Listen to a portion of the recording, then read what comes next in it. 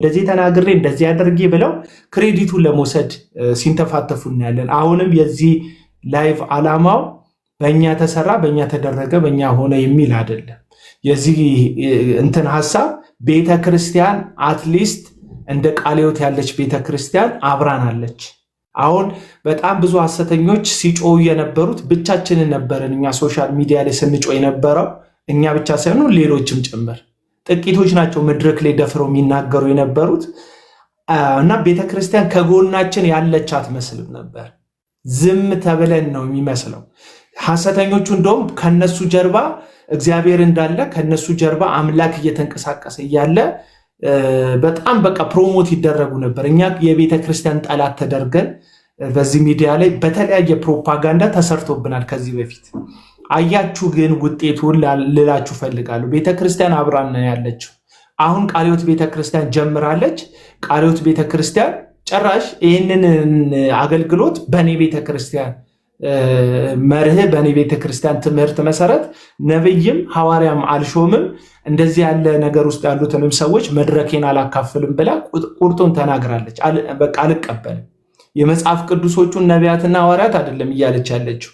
በዚህ ዘመን ነብይ ነኝ ሐዋርያ ነኝ የሚሉትን ሰዎች በአጠቃላይ እኛ አንቀበልም፣ እንደዚህ ያለም ሹመት አንሰጥም፣ መድረካችንንም አናጋራም ብላለች ቃለ ሕይወት ቤተክርስቲያን። ለዛም ደግሞ ያስቀመጡት የራሳቸው የሆነ መጽሐፍ ቅዱስ መመዘኛ አላቸው። ማስረጃ ጥሩ እኮ ማስረጃ ላሳያችሁ ነው። ቪዲዮ ታብታብ እያደረግ ማስረጃውን ጠብቅ እና ብላለች ቃለ ሕይወት ቤተክርስቲያን። ሙሉ ወንጌል ደግሞ አለች። ሙሉ ወንጌል ነብይ ይቀበላለሁ ሐዋርያም ሾማለሁ ልትል ትችላለች። ከሙሉ ወንጌል ደግሞ ኤክስፔክት የምናደርገው ነገር አለ። እንደ ቤተክርስቲያንነቱ ከሙሉ ወንጌል ኤክስፔክት የምናደርገው ከአመራሮቿ እንትን የምንለው ልክ እንደ ቃለ ሕይወት አመራሮች ሁሉ ሙሉ ወንጌል ቤተክርስቲያን ወጣ እነዚህ አካላቶችን አልቀበልም ብላ መናገር መቻል አለባት። ስፔሲፊክሊ ነቢያቶች ይሄ እዩ ጩፋ የሚባል ሚራክል ተካ የሚባል ይሄ እየጠነቆሉ የክርስቶስን ወንጌል የያዙ የሚመስሉ ከጀርባቸው ግን ሌላ አጀንዳ የሚያራምዱ የስህተት አስተማሪዎችን የቃል እምነት አስተማሪዎችን በጠቅላላ በስም ዝርዝር መውጣት አለባት። ከዚህ በፊት የመሰረተ ክርስቶስ ፕሬዚዳንት የነበረ ዶክተር ቴዎድሮስ የሚባል ፕሬዚዳንት ነበራት። 16 የሚያክሉ ሐሰተኛ ነቢያቶችንና ልምምዶቻቸውን ጽፎ እነዚህ ነቢያቶች አንቀበልም፣ እነዚህ አስተማሪዎችን አልቀበልም ብሎ ፓስተር ዳዊት ሞላልኝ ሁሉ እናንተ ፓስተር ዳዊት ሞላልኝ ሌጀንዳችሁ ነው፣ ተወዱታላችሁ አይደል? መሰረተ ክርስቶስ ግን ከሐሰተኞች ተርታ መድባው ይሄንንም ግለሰብ አልቀበለውም ብላ መግለጫ ሰጥታ ነበረ። በማን ዘመን? በዶክተር ቴዎድሮስ ዘመን፣ እሳቸው ፕሬዝዳንት በነበሩበት ዘመን ማለት። ለዛ ደግሞ ዋጋ ከፍለው ታስረዋል። ዶክተሩ ቴዎድሮስ ማለት ታስረዋል። እነዚሁ ሐሰተኞች ተደራጅተው ወንጀላቸው አሳስረዋቸው ነበረ። የእውነተኞች አምላክ እግዚአብሔር ግን ስላለ እሳቸውም ነፃ ወጥተው ቤተ እምነታቸውን ቤተክርስቲያናቸውን ከሐሰተኞችና የበግ ለምድ ከለበሱ በውስጣቸው ግን ነጣቂ ተኩሎች ከሆኑ ግለሰቦችም ተቋማትም ቤተክርስቲያናቸውን ፕሮቴክት ሲያደርጉ ነበር። ልክ እንደዚህ ሁሉ በሙሉ ወንጌል ምንጠብቀው ነገር አለ። ምንድነው ከሙሉ ወንጌል ምንጠብቀው? ነቢያትን እቀበላለሁ ትላለች ሙሉ ወንጌል፣ ትሾማለች ሙሉ ወንጌል፣ ይህንን ስጦታ አፕሪሺየት አደርጋለሁ ትላለች። ያ ችግር የለብኝም፣ እኔ ራሴን ችሉ ችግር የለብኝም። ችግሩ ምንድነው? ነቢያትን እቀበላለሁ ስትል እዩ ጩፋን እቀበላለሁ ማለት ሲሆን፣ ሐዋርያ እቀበላለሁ እሾማለሁ ስትል ሐዋርያው ዘላለም ጌታቸውን፣ ሐዋርያው ዳንኤል ጌታቸውን፣ ሐዋርያ ጃፒን፣ ሌሎቹንም የስህተት ትምህርትና ልምምድ ያለባቸውን እነዚህን ሐሰተኛ አስተማሪዎችንም ጭምር እቀበላለሁ መሆን ሲሆን፣ ስለዚህ ነቢያት እቀበላለሁ ግን እነዚህን ነቢይነን የሚሉትን አልቀበልም ማለት አለባት። ምክንያቱም መጽሐፍ ቅዱስ ላይ በተለይ ራዕይ መጽሐፍ ላይ እንደምታውቁት ምንቀፍብህ ነገር አለ ከተባሉት ቤተክርስቲያኖች መካከል የተነቀፉበትን ርዕስ ስፔሲፊክሊ ስታዩ ሐሰተኛ ነቢያቶችን ወይም ኤልዛቤልን ታግሳታል፣ ነብይ ነኝ የምትለውን ኤልዛቤልን ታግሳታል ተብለው የተወቀሱ አብያተ ክርስቲያናት አሉ። ኤልዛቤልን ታግሳታል፣ ነብይ ነኝ የምትለዋል። ቤተክርስቲያን በክርስቶስ ዘንድ ተቃውሞ የሚገጥማት ወቀሳ የሚገጥማት ነቢያት ሐሰተኛ ነቢያትን ችላ ስትል ነው። ስለዚህ እንደ ቃለ ሕይወት ቤተክርስቲያን ወይ አጠቃላይ ይሄንን ስጦታ እንዳለ በመንፈስ ቅዱስን እንቅስቃሴ እንቀበላለን፣ ግን ይሄንን የምትሉትን ታይትል የኛ ቤተክርስቲያን ስለማሰጥ በዚህ ታይትል ያላችሁትን እያንዳንዳችሁን አልቀበልም ማለት አለባት ቤተክርስቲያን። አሊያም ደግሞ ስማቸውን ስፔሲፊክሊ ለምዕመኖቿ በግልጽ አውጥታ ሙሉ ወንጌል መናገር አለባት። መካነ ኢየሱስም ይህንኑ ማድረግ አለባት። ለምን? እነዚህ ሐሰተኛ ነቢያቶች ጎተራቸው የሚሞላው የገንዘብ ምንጫቸው የሙሉ ወንጌል ምዕመን ነው፣ የመካነ ኢየሱስ ምዕመን ነው፣ የቃለ ሕይወት ምዕመን ነው። ስለዚህ ቃለ ሕይወት ፊት ለፊት ወጥታ አልቀበልም ስትል ምዕመኖቹ አትሊስት ይነቃሉ፣ ከተኙበት ነገር መነሳት የሚችሉበት ነገር ይፈጠርላቸዋል። ስለዚህ ነገር አላርዝም፣ በኋላ ስለምንወያይበት አንድ ሁለት ቪዲዮ ልክፈትላችሁ። የሐዋርያት የነቢያት ሐሰተኞች ጉዳይ በአዲስ ኪዳንም የነበረ የቀጠለ ነው። እኔ ግን እስከማስታውሰው ድረስ ሰዎችን ሐዋርያ ብሎ መሾም የተጀመረው ብዙ ሩቅ ጊዜ አይደለም። ሀገራችን እኛ ስናድግ እኔ ሐዋርያ የሚባሉ ሰዎች አልነበሩም። በኋላ የሆነ ጊዜ አንድ ሰው ማውቀው ነበር፣ ከዛ ሌላም አንድ ታዋቂ ሰው ሐዋርያ ተባለ እያለ አሁን ሐዋርያ በጣም እየሰፋ መጣ። ትንቢት መናገር አዲስ አይደለም። ትንቢት በፊትም ትንቢት የሚናገሩ ሰዎች ነበሩ። ግን ነብይ ብሎ መሾም ወደዚህ የመጣ ነው። አሁን በጣም እየተስፋፋ ነው። በኤቭሪ ኮርነር ነብይ የሚባሉ ሰዎች እየበዙ ነው። ስለዚህ ይህ ነገር ሁለቱ ላይ ፎከስ ያደርግ ነው። አይሰማም ወገኖች? አይሰማም። እንትና ወተ ግባ ወንድማችን ጄጄ ኤቢ ገብርኤል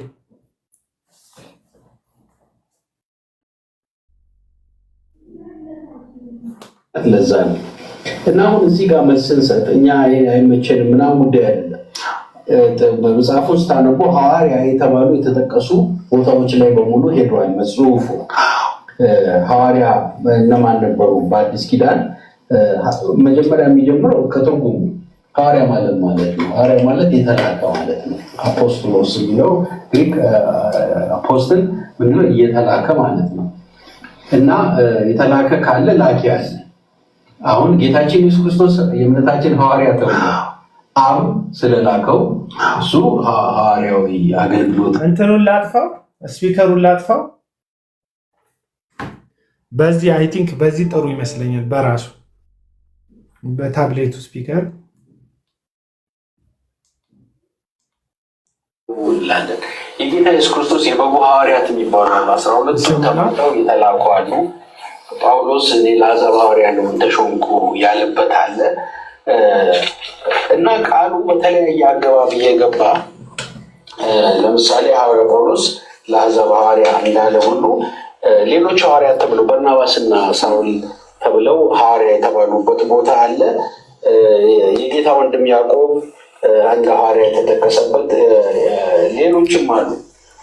እንግዲህ አሁን እነዚህ ጥቅሶች በሙሉ ተንትነን ዝም ብለን ተነስተን እኛ ቃሉ ሐዋርያ ተቀበሉ ሳይሆን ቃሉ ስለ ሐዋርያነት ምን ይላል ነው። ስለዚህ አሁን ሐዋርያ የሚለውን ስናስብ የሚላካል የላከው የተላከበት ፐርፐዝ አለ። እንደውም አንዳንዴ ቃሉ ለሆነ መልእክት የተላኩ ሰዎችን ሁሉ ያቺ ቃሏ ትገባለች። ስለዚህ አሁን እኛ የበጉ ሐዋርያት የተባሉ ቅድም መሰረት የጣሉ የሚለው አይነት ሐዋርያ ከጌታ ኢየሱስ ክርስቶስ ተቀብለው ተምረው እሱ የላካቸው እነዛ 12 ሐዋርያት በዛ ስልጣን በዛ ኃይል ዛሬ ሐዋርያ አለ ብለን አናምንም። መሰረት የጣሉ ናቸው። ያ ከኢየሱስ ክርስቶስ የተላከ ስፔሲፊክ አድርጎ የመረጣቸው ሐዋርያት ነበሩ። ያ አይነት ታይትል እንደ ሐዋርያው ዮሐንስ አይነት እንደ ጴጥሮስ አይነት ሐዋርያ በዛ ስልጣን መንቀሳቀሰው የሚል ሰው ሊኖር አይችልም። አሁን እነዛ መሰረት ላይ ስለሆኑ ቃሉንም የጻፉ ናቸው። መንፈስ ቅዱስ ተሞልተው ቃሉን ያስተላለፉ ናቸው። ያ ቢቀጥል ኖሮ ዛሬም ሌላ መጽሐፍ ቅዱስ የጻፈ ሌላ መሰረት የጣለ ያ የተዘጋ ነው። ግን አሁን ሐዋርያ የለም ወይ የሚለውንም ያብራራል። ሐዋርያት ዛሬም ይኖራሉ። ሐዋርያ እንግዲህ ካለ ላኪ አለ ማለት ነው። ቤተክርስቲያን ለሆነ አገልግሎት የላከችው ልክ በርናባስና ሳውልን ለዩልን ተብሎ ተጸልዮላቸው እንደወጡ የተላኩ ለሆነ ፐርፐዝ የሚሄዱ ሰዎች ሐዋርያ የሚለው ቃል ዛሬ ልንጠቀምበት እንችል ይሆናል። ግን አሁን ችግሩ ምንድን ነው? ይቺ እነ ጴጥሮስ እናንተን ላይ ያለችውን አይነት አውቶሪቴቲቭ የሆነ ነገር ክሊር የማድረግ አዝማሚያ ነው አሁን ያለው። ያን አይነት ፓወር ያለ ያን አይነት ስልጣን ያለው ሐዋርያ የለም፣ መለየት አለበት የምንለው ለዛ ነው። አሁን ሁኔታቸውን ስናይ መስራች ቤተክርስቲያን ባለራዕይና መስራቹ ምናምኑ ፈላጭ ቆራጩ አድርጎ የሚሾው ከዛ የመጣ ነው። ግን መጠየቅ ያለብን ማን ላከ መባል አለበት። ተነስቶ ጓደኞቹን ሰብስቦ ኬክ ቆርሶ ሐዋርያ ሊካውን ጀምሮ በማለት ሐዋርያ ሊኮን አይችልም። የላከው አካል ያስፈልጋል። ወዴት ነው የተላከው? ሄዶ ምን አደረገ? ያ ደግሞ ተልእኮ ወንጌልን የሰበከና ቤተክርስቲያን የመሰረተ የቤተክርስቲያኒቱ ባለራዕይ መስራች ባለቤት አይነት እንትን የለም መጽሐፍ ቅዱስ ውስጥ። ስለዚህ የተዛባ ነገር ነው የሚል ነው እና ይሄ ከየት ነው የመጣው? ከኒው አፖስቶሊክ ሪፎርሜሽን የሚባል እንቅስቃሴ ከ1980 ሳምቲንግ የጀመረ እንቅስቃሴ ነው።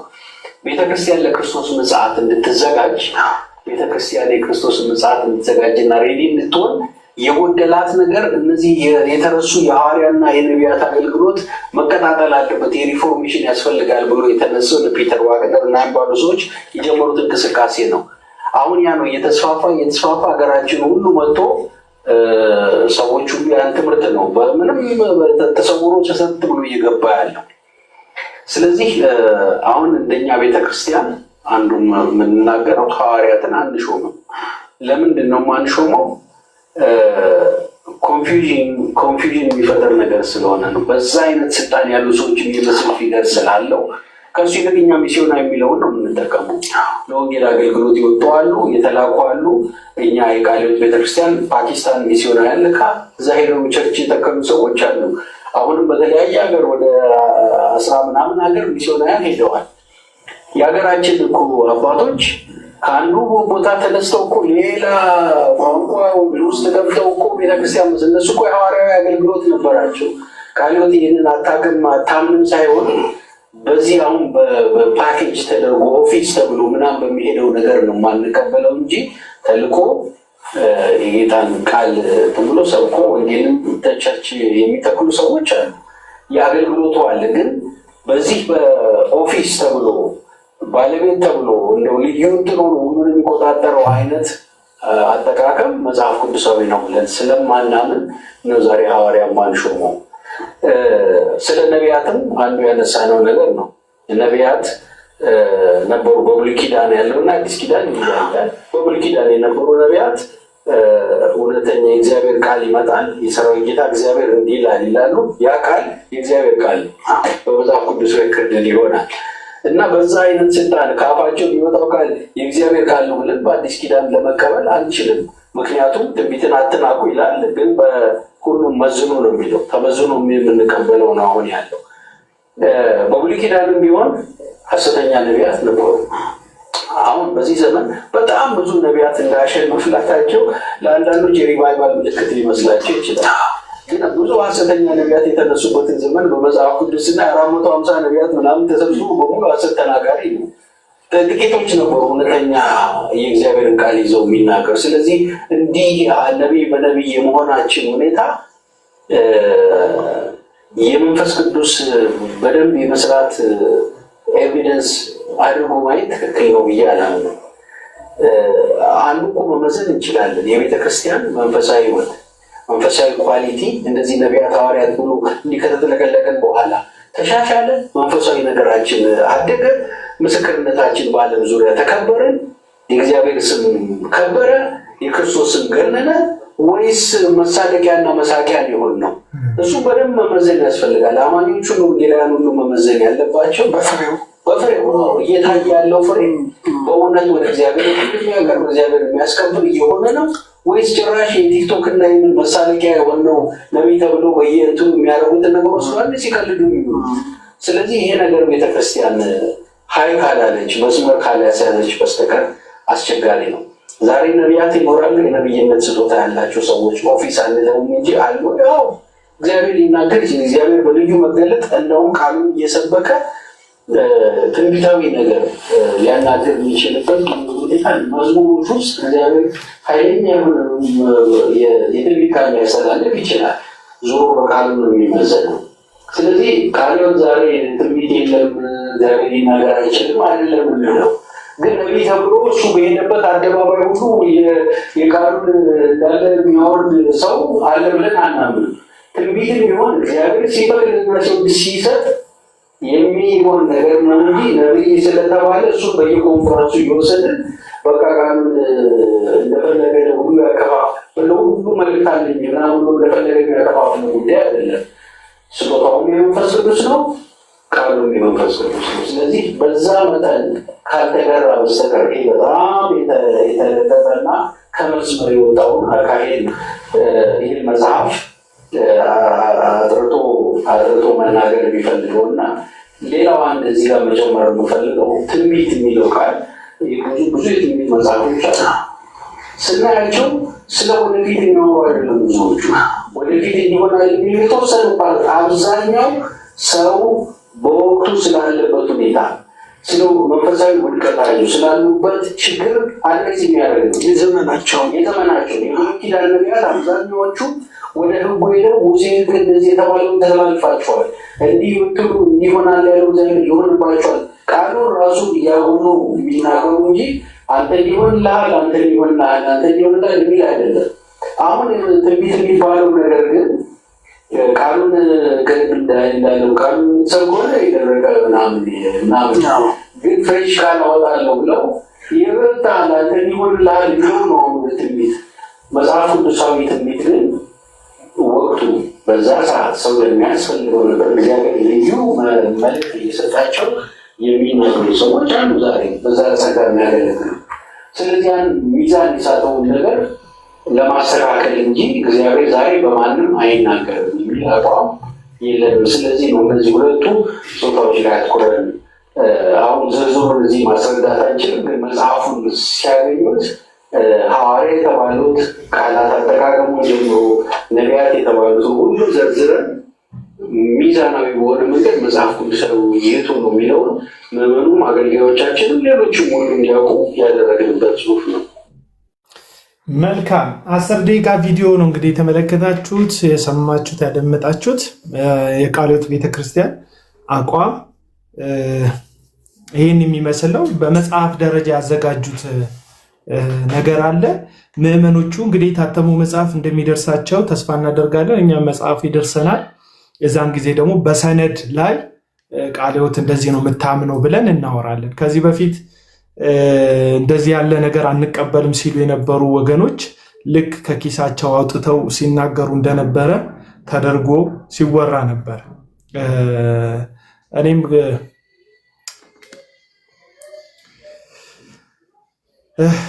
እኔ አሁን ሰሞኑን እያሰቃየኝ ያለው ነገር እንትን ነው። ቪዲዮ ሳሳይ በቃ ሪስትሪክት ያመጣብኛል ማለት ነው። ቲክቶክ ሰፋ ስለሚል መሰለኝ ታብሌቱ እንዴት እንደሆነ አላውቅም። ድሮ ቪዲዮ በደንብ አሳየ ነበር። እሺ፣ እና ምን የሚል ሀሳብ ነው ይዘት ነው ያቀረቡት?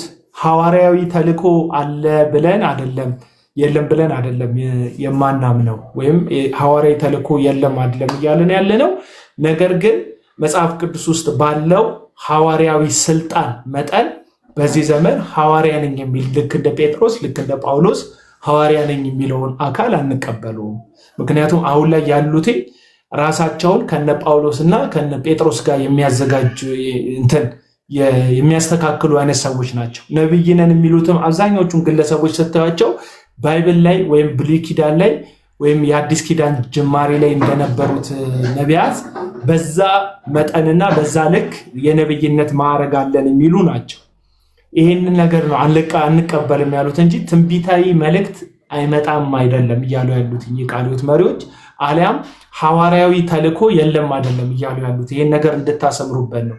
ግን ሐዋርያዊ ተልእኮ ቢኖርም ሐዋርያ በሚል ስም ታይትል እነሱ በሚፈልጉት በስም በኩል ሳይሆን በተልእኮ ደረጃ እኔ የማውቃቸው ላፍቶ ቃልዮት ቤተክርስቲያን የማውቀው አንድ መጋቢ ናይጄሪያ ተልኳል ከነ ቤተሰቡ። ሐዋርያዊ ተልእኮ ይባላል። ቤተሰቡን ይዞ እዚህ ያለውን ንብረት ጓዙን ሙሉ ነገሩን ሽጦ ልጆቹንም ሚስቱንም ይዞ ናይጄሪያ ነው የሚገኘው። አሁን አይ ቲንክ ለቪዚት ለማድረግ መጥቷል። ልታስተካክላቸው ነው ሚላለ። አረ ራሳቸው ያወሩትን እያወራ ያለሁት አትንቀልቀል። በተለይ ማይክ ምናምን የያዘ ፕሮፋይል ያደረጋችሁ ሰዎች አትንቀልቀሉ። እንትን ላይ መጣችሁ ተረጋጋ። አሁን አንተ ማይክ ሰክተ ፎቶ ተነስታል። አትሊስት የምናገረውን ነገር አስተውለ ስማ። ማይክ እንደዚህ ይዘህ ፎቶ ከመነሳት በፊት ነገሮችን አስተውል። ሌላው እንኳን እንደዚህ የፍሪክን ፎቶ ምናምን የተነሳች ወይም ደግሞ የሆነ ፎቶ የተነሳች ሴት ምንም ችግር የለውም ሀሳብ ብትሰጥ። አንተ ግን ማይክ እንደዚህ ያደርጋል። ዘፋኝ ኮንክ ዘፋኝ ነኝ ማይኩ እየዘፈንኩበት ነው በል። አገልጋይ ትመስላለህ። ሱፍ አደራረገ በደንብ ስማ እና ስለዚህ ማቀው አለ ፓስተሩ ከነም ፋሚሊው ሄዶ ናይጄሪያ ወንጌል እንዲያገለግል ቤተክርስቲያንን ቃለ ሕይወትን በዛ እንዲተክል ህንድ የተላኩ ፓስተሮች አውቃለሁ። ህንድ የተላኩ ፓስተሮች ህንድ አገር የተላኩ ፓስተሮች ማለት ነው። በህንድ ሀገር ያንን አገልግሎት እንዲያገለግሉ የተደረጉ ማለት ነው። ስለዚህ ቤተክርስቲያኗ ሐዋርያዊ ተልእኮን አይደለም እየካደች ያለችው። ቤተክርስቲያኗ እየተናገረች ያለችው ሐዋርያ በሚል ስልጣንና ስም ውስጥ በእንደዚህ አይነት መንገድ ልትቀመጡ አትችሉም፣ ወይም ይሄን ነገር ሹመት አንሰጥም ነው እያለች ያለችው። ቴንኪዩ እግዚአብሔር ይባርካችሁ። ብሎክ ያደረጋችሁ ሰዎች ጀርሚ ከጆዬ ልጀምር። ጆዬ ነው ቅድም ያገባው። ጆዬ የቃለ ሕይወት ቤተክርስቲያን ውሳኔ ላይ አጠቃላይ ምን ሀሳብ አለ? ቅድምም የጠየቅኩን ነገር ሰፋ አድርገው። ቴንኪዩ ጂጂ እንትንሽን ሞዴሬተርነትሽን በትክክል እየተገበርሽ ስለሆነ ማለት ነው። እዚህ ቤት ውስጥ ሞዴሬተርነት የተቀበላችሁ ሰዎች ከቀለም ወርቅ የተንፍሱ ሞዴሬተሮች ጋር የሙያ ልምምድ አደርግላቸዋል። እዛ ቅንድብ ነው የሚሉት አይታችኋላ። አይቻልም። የእነሱን ሀሳብ ደግፈ መሳደብ ትችላለ፣ መራገም ትችላለ። የእነሱን ሀሳብ ደግፈ እንደፈለግ እንትም አንድ ቀለሜ እናገራለሁ ካልክ በቃ ትሰየፋለህ። በቃ ክፉ ኮመንት እኔ እንደሱ አድርጎ አላልኩ፣ ግን ከሀሳቡ ወጥ ያለ ሰው ሚዩት ይደረግ። ፐርሰናል አታክ ሊያደርግ የሚፈልግ ሰው ብሎክ ይደረግ። አይመለከተም። ፐርሰናል አታክ አንቀበል። እሺ ጆይ መናገር ትችላል። እሺ አቡዬ፣ በነገራችን ላይ ያው ሽልማቱ ለእኔ ነው የሚገባው። እኔ የቀነደብኩት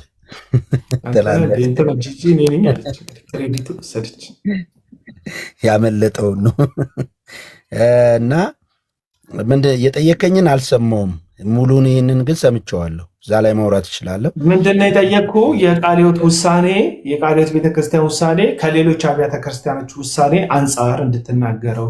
እዚህ ሶሻል ሚዲያ ላይ እኛ በሐሰተኛ ነቢያቶች ስናደርግ በነበረው እንቅስቃሴ ላይ የነበረው ውርጅብኝ፣ የነበረው የሐሰት ክስ ቤተክርስቲያን አብራን እንዳልነበረች ወይም ከኛ ሀሳብ ጋር የምትስማማ ምድር ላይ ቤተክርስቲያን እንደሌለች ተደርጎ መንፈስ ቅዱስን እንደ መግፋት ተደርጎ ሲወራ ነበር በአጠቃላይ እና ከዛ አንጻር እንደ እግዚአብሔር ቃል የሆነውን ሀሳብ እንትን ሰዓቷን መጠንጠን አድርገ ውስጥ ያለውን አፍሰው ልቀቅ፣ ተናገር። ሌሎቻችሁም መላክ ትችላላችሁ። ለመወየት ቴንኪው። ከቃለ ሕይወት ቤተክርስቲያን ስንነሳ እንግዲህ ቃለ ሕይወት ቤተክርስቲያን የቆየች ቤተክርስቲያን ናት። ደግሞ በስራ ላይ ያለች በስፍራ ሁሉ ቤተክርስቲያንን በመትከል በመስፋፋት ፍሬያማ የሆነች ቤተክርስቲያን ናት። ከ10 ሚሊዮን በላይ አባላት ያሏት በበረሃ በገጠር በከተማ በውጭ ሀገር በሁሉ ስፍራ ላይ በዛ ላይ ደግሞ እንደተናገሩት ሐዋርያዊ ተልእኮ ያላቸው ሚሽነሪዎች ያላት ከአብያተ ክርስቲያናት ጋር በመሆን እስከ አፍጋኒስታን እስከ አረብ ሀገራት ድረስ መላክ የቻለች በእሷ ስር እንደዚህ የተላኩት ብዙ መከራ የሚቀበሉ ዋጋ የሚከፍሉ ሄደው እዛ ቦታ ላይ ተልእኮን የሚፈጽሙ ሪፖርት የሚያደርጉ ከዛ በሪፖርቱ መሰረት አገልጋዮቹ ትክክለኛ መሆናቸው እየታየ በጥንቃቄ የምትጠብቅ ናት ማለት ነው ከሞላ ጎደል። ነገር ግን ይሄ የሐሰተኞቹ አንድ ጊዜ መፍላት የተጀመረው ከኢትዮጵያ ቤተክርስቲያን የተነሳ ሳይሆን ከአፍሪካውያን ከነ ቡሽሪን ከአንዳንድ ለትውልዱና ለቤተክርስቲያን ለወንጌል ቦታ ባልነበራቸው በነዘላለም ሐዋርያ ነኝ በሚለው ዘላለም ጌታቸው አማካኝነትና በነ መንግስቱ አማካኝነት ቡሽሪን አስመጥተው የአፍሪካን ልምምድ በአድ የሆነ ልምምድን እዚህ ምድር ላይ እንዲረጭና እንዲዘራ አድርገዋል። ከዛ በኋላ ነው ኢትዮጵያ ውስጥ ሁሉም ተነስተው መንገዱን አብያተ ክርስቲያናት ያልነበራቸውን ልምምድ የጀመሩት ዘይት መሸጥ፣ ፎጣ መሸጥ፣ ጨርቅ መሸጥ፣ እንትን ማከራየት። የመጀመሪያው እሱ 1,000 ሺህ ብር እያስከፈላቸው ጸልዮላቸዋል። አገልጋይ የተባሉ ሁሉ እኔ ላይ ያለውን እጥፍ ቅባት ትቀባላችሁ ብሏቸው እሱ የተኛበትን አልጋ እስከ መንከባለል ብዙ ነገር ደርሰው ከዛ በኋላ ደግሞ የኢትዮጵያ ቤተክርስቲያን ትውልድ ይነሳል የሚሉ የተስፋ ትንቢት መልእክቶች ምናምን ስለነበራቸው ብዙ ሰዎች ሁላችንም በቃ ለምድራችን ወንጌል የሚሰብኩ ወንጌልን ትንታግ ሆነው የሚሰብኩ ብዙዎችን በቃ ወደ መንግስቱ ከጨለመው የሚመልሱ ይነሳሉ በሚለው ተስፋ እነዚህ ሰዎች ተነሱልን በሚል ሰፍ በማለት አቀባበል ተደርጎላቸዋል ማለት ነው። ሲታዩ ግን ተነስተውልን ሳይሆን ተነሱብን። ከዛ በኋላ ብዙ ሰው ባክ አደረገ፣ ብዙ ሰው ሞተ፣ ብዙ ሰው ከመንገድ ወጣ፣ ክርስቶስን ካደ፣ ብዙ ሰው ወደዚህ እውነት እንዳይመጣ ወደ ወንጌላን አማኞች እንዳይመለስ ጌታን እንዳይቀበል ለወንጌል እንቅፋት የእውነትን መንገድ መሰደቢያ አደረጉ። ብዙ ግፎች ተሰሩ፣ ተሰምቶ የማይታወቁ በአረማውያን ዘንድ እንኳን ሊገኝ የማይችል ጳውሎስ እንዳለው ኃጢአቶች፣ ጨለማዎች የኢትዮጵያን ቤተክርስቲያን ከቦ እስኪያስጨንቅ ድረስ ደረሱ ማለት ነው። እዚህ ነገር ላይ ቤተክርስቲያን ምጥ ነበረባት። እኛ በሶሻል ሚዲያ የምንናገረውን ስለማደግፍ ሳይሆን በቃ በሚሰራው በሽማግሌዎች በመሪዎች በምናምን ስለሆነ ብዙ ፍትጊያዎች ነበሩ። በኋላ ላይ ጥናት አድርገው ብዙ ሰርች አድርገው ከዛ በኋላ ደርሰውባቸው አመፃው ያመጣውን ጉዳት የከሰሩትን ኪሳራ ምናምን ቃለ ሕይወት ኪሳራዋንና ትርፏን አስልታ ነው ባይዘው አስልተው ጥናት አድርገው ነው እንደተናገሩት አይተ ከሆነ ጥናት አድርገው ምን ብለው ከዛ በኋላ ፊት ለፊት ወጡ። ምን አይነት ጨካኝ እውነተኛ መሪዎች ለመንጋው የሚራሩ መሪዎች ሲነሱ ወጡና በቃ ከወላይታ ያሉ መሪዎች ጀመሩ። ከዛ ከነዚህ ሐሰተኞቹ ጋር ዱላ ቀረሽ ድብድብ እስኪደርሱ እዩ ጩፋ በግልጽ ነው የሚረግማቸው። ወደ ላይና ወደ ታች እንዳተነፍሱ እዘጋቸዋለሁ፣ እንትን ደም ግፊት አስይዛቸዋለሁ፣ ካንሰር አስይዛቸዋለሁ፣ ጉበት አስይዛቸዋለሁ፣ እደፋቸዋለሁ እያለ ባለፈው ራሱ ጆዬ ትዝ የሚል ከሆነ በስነ ምግባር ጉድለት አይ ቲንክ ከትዳሩ ውጭ የሄደ አንድ አገልጋይ ቤተክርስቲያኗ እርምት ወስዳበት ነበረ። የስነ ምግባር እርምት ማለት ነው። እና እዩ ጩፋ እዛ ስታዲየም ዙሪያ ፕሮግራም ባደረገ ጊዜ ምዕመኖቿን እንደሄዱ መግለጫ ሰጥታ ነበረ። የወላይቷ የቃለ ሕይወት ቤተክርስቲያን ማለት ነው። ያን ተከትሎ እነሱ ያገዱትን ዘማሪ መድረክ ላይ አውጥቶ ሲያዘልላቸው ነበር። ምንድነው መሰለ ድርጊቱን ቀጥል። ምንድነው እንደዛ ረግሟቸው እንደዛ እየፎከረባቸው እየሄደ ኮንፈረንስ የሚያዘጋጀው ለምዕመኖቻቸው ቅዱሳንን ለመጠበቅ የትምህርት ጊዜ የትምህርት ስልጠና ሲያዘጋጁ ነው። የሚገርም ጠብቆ እልህ ተያይዞ የሚገዳደረው ከነሱ ጋር ነው። በአሁኑ እነሱ ትምህርት አዘጋጅተው ነበር። ትምህርት ባዘጋጁበት ጊዜ ቶሎ ብሎ እሱ ወላይታ ላይ አዘጋጀና እዛ ፕሮግራም ላይ እሱ ምን አደረገ? ስፖርታዊ እንቅስቃሴ ምናምን በሚመስል ህዝቡ እንዲመጣ የሆነ ሲስተማቲክ የሆነ ነገር አደረገና መጡ። ቤተ ክርስቲያኒቱ ያገደችውን ይሄ በነውር የተገኘውን ወንድም አግዳ ቅጣት ስትሰጠው ና ማን ያገደ? እነሱ ያገዱትን እኔ ከፍቻለሁ ናውጣ ብሎ እያዘለለባቸው ቤተ ክርስቲያንን እየረገጣት ነበር በግልጽ። በዚህ ባህሪው ስታየው ምንድነው ማለት ነው? እዩ ጩፋ የተኩላዎች ተኩላ ዋነኛ ነው ማለት ነው። ማለት ቤተ ክርስቲያንን የሚገዳደር የሚቋቋም ቀደምት ቤተ ክርስቲያን በምድሪቱ ላይ ያለችን ቤተ ክርስቲያን የማያከብር የትኛውም አገልጋይ ሊሆን አይችልም። የእግዚአብሔር ሊሆን አይችልም። ኦኬ፣ የእግዚአብሔር ሊሆን አይችልም። ጳውሎስ ከኋላ ቢመጣ ኢየሱስ ራሱ ተገልጦለት መጥቶ የሚሰብከውን ወንጌል በአሕዛብ መካከል ለሐዋርያት ለማሳየት ወደ ኢየሩሳሌም የወጣው የሚጨምሩለት ነገር እንኳን ባይኖር ቢያቅም፣ ነገር ግን የወንጌል ማህበርተኛ መሆንና አንድነትን ማስጠበቅ ግዴታዬ ነበር አለ። አሳየዋቸው ይላል። አየ ይህ ግን እደፋቸዋለሁ እናንተ የጃጃችሁ አስራትና መባው ወደዚህ ስለሚመጣ እኮ ነው ምናምን ይልሃል ማለት ነው።